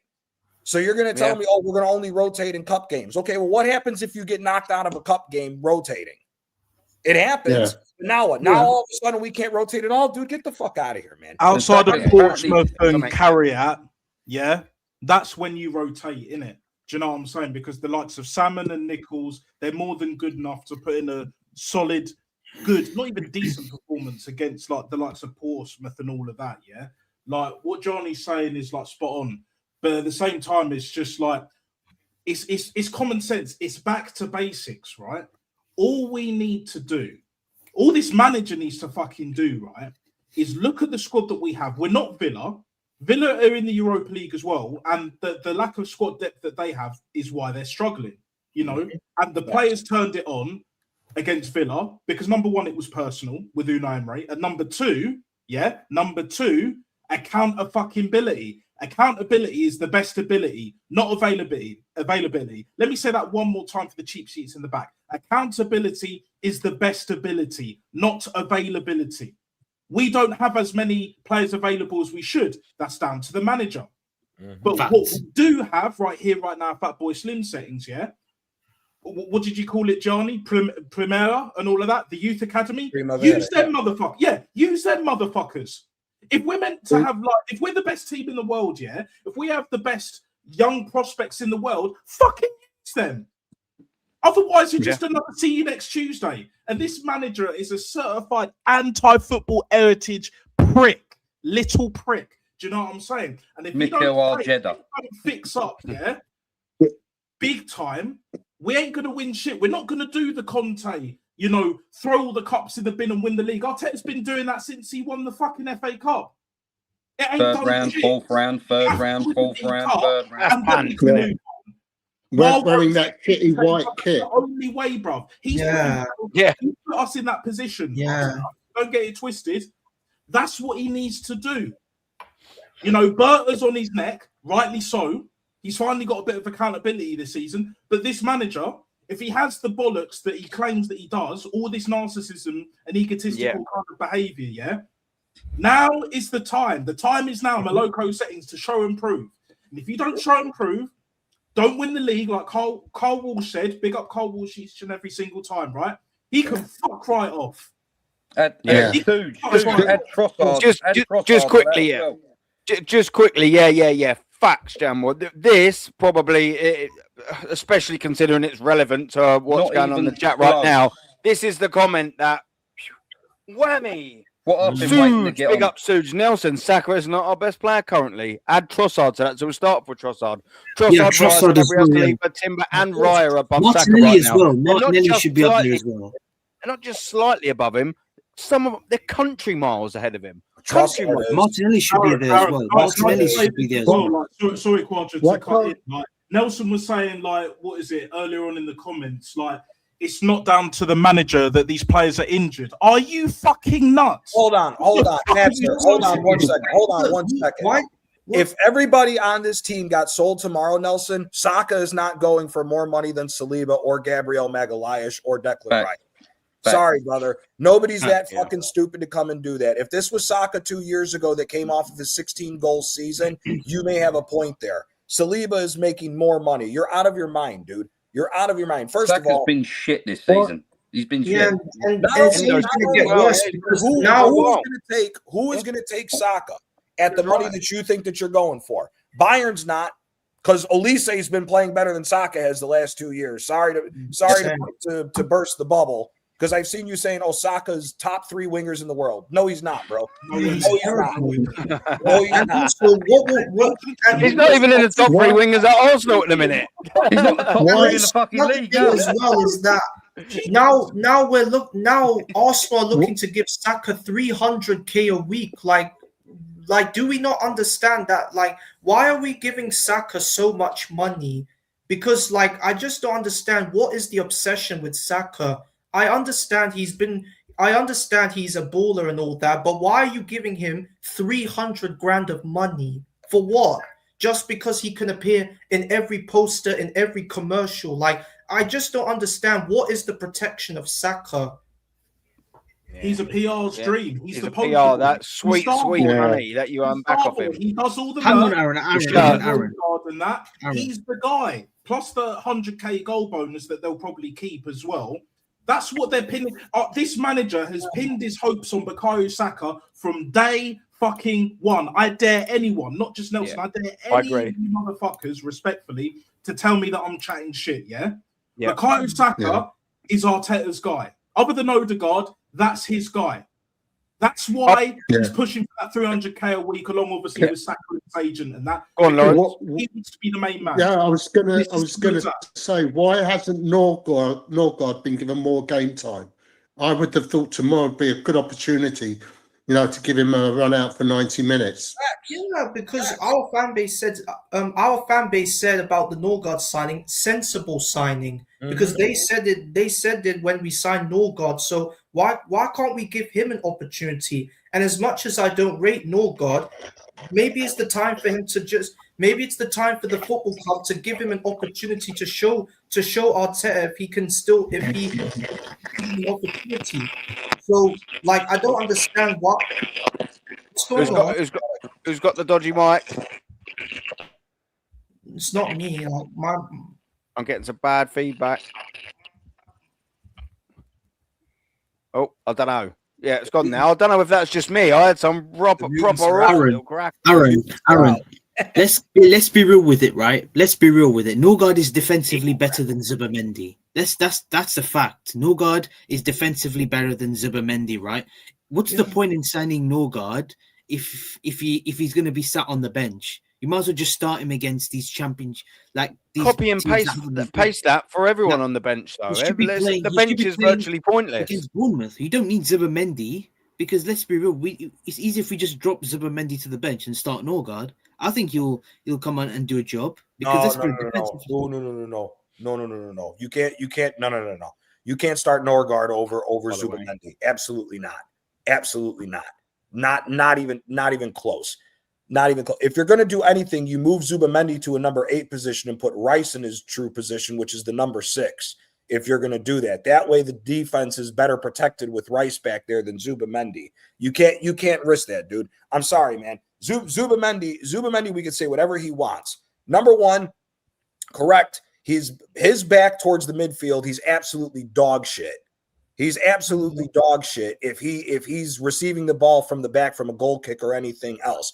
But to keep the offensive play going and everything else, you need Zubimendi. The only thing that I see wrong with the midfield is you need to swap positions with Rice and Zubimendi. I'd rather see Rice give all the energy he does to winning the ball back and resetting the play, because then it would be 10 times harder to score against our team if we're at 100% strength. I'd rather see Zubimendi keeping the ball moving and keep going and keep the ball in our hands rather than him sitting back and pushing Rice forward. I'm sorry. I disagree with you on that.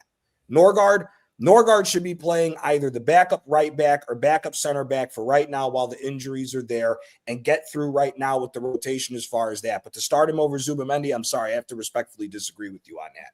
Zubimendi, whether we like him or not, he has to be playing. He has to be playing. Now, should he get rotated in and out? Absolutely, because we need to save his legs as well. But again, you can't do that. And even more so, again, we can say whatever we want. Look at what's going on with Chelsea right now. Chelsea has sold how many players and are possibly going to be dealing with PSR problems at the end of this year if they don't make the Champions League. We can't be getting a player who we signed for 60 million and benching him for a guy that we paid 10 million for, especially because Norgard cannot play at the pace that we're going to want to play if we want to play our true best football. Our best football is quick passing and fast movement to get in on goal. Norgard doesn't do that. Norgard does not do that whatsoever. He should be used as a backup defenseman right now while we're dealing with the injuries. Just to add very quickly to what you're saying, Gianni. Go on. We'll finish on this because I do need. We got to wrap up there. The only thing I'm going to say, in regards to Zubimendi, is the problem that even I've had with Zubimendi is when we're facing our own goal, when he's the deepest midfielder, right next to the centre backs and all of that, it causes carnage. He loses the ball and all of that.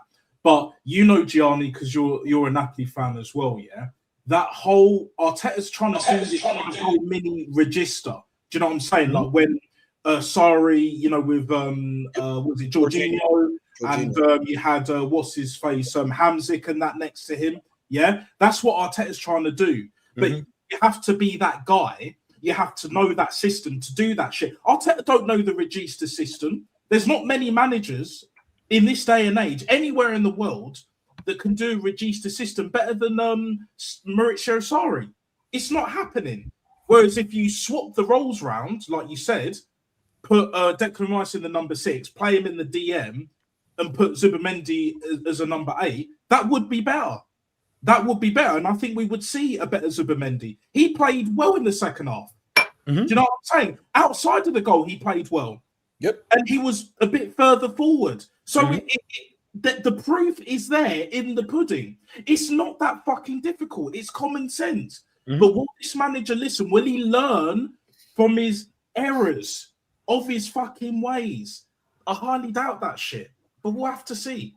We'll and that's see. what I'm going to say on that. This month is going to be the test. 9 games in this month. If we come out of this month and we're 4 points or further ahead of Man City or whoever in second place, then I think the writing will soon be on the wall for us to win the league. But to what you're saying, if he's going to smarten up past what his usual is, then January will tell. If he doesn't do the rotations and we get hit with more injuries at the end of January, then the league is up for grabs. Yeah. Now, facts. Listen, like I said, we will wrap it there. But big up to everyone that's that was here at the beginning. Big up to everyone that's still here. Big up to everyone that's joined. Big up to everyone that's going to watch it back on playback. Listen, world class chat as always, man, and a couple of other nutty ones in there. Listen, we all appreciate the support as always, man. It's absolutely it's never not been appreciated. I promise you that. I've been doing this for about a year now, and you've lot been fantastic the whole entire way. And it's like I said, it's greatly appreciated. And of course, I greatly appreciate this world-class panel that always give their time up. Do you know what I mean? To have a football conversation, you know, without the chat, we're just 6 geezers, and I'd be happy with that as well. We're just 6 geezers waffling on about the Arsenal. But it's always a lot better when we've got that excellent interaction in the chat. You've all been fantastic, so big up to every single one of you. And again, smashing up for the new year. For the new year, hopefully everyone has a belt of a 2026. We're 2 days in. We've got 363 left. Hopefully you all have a good one, man. Other than that, Mikel Arteta out. Come on, you Gunners.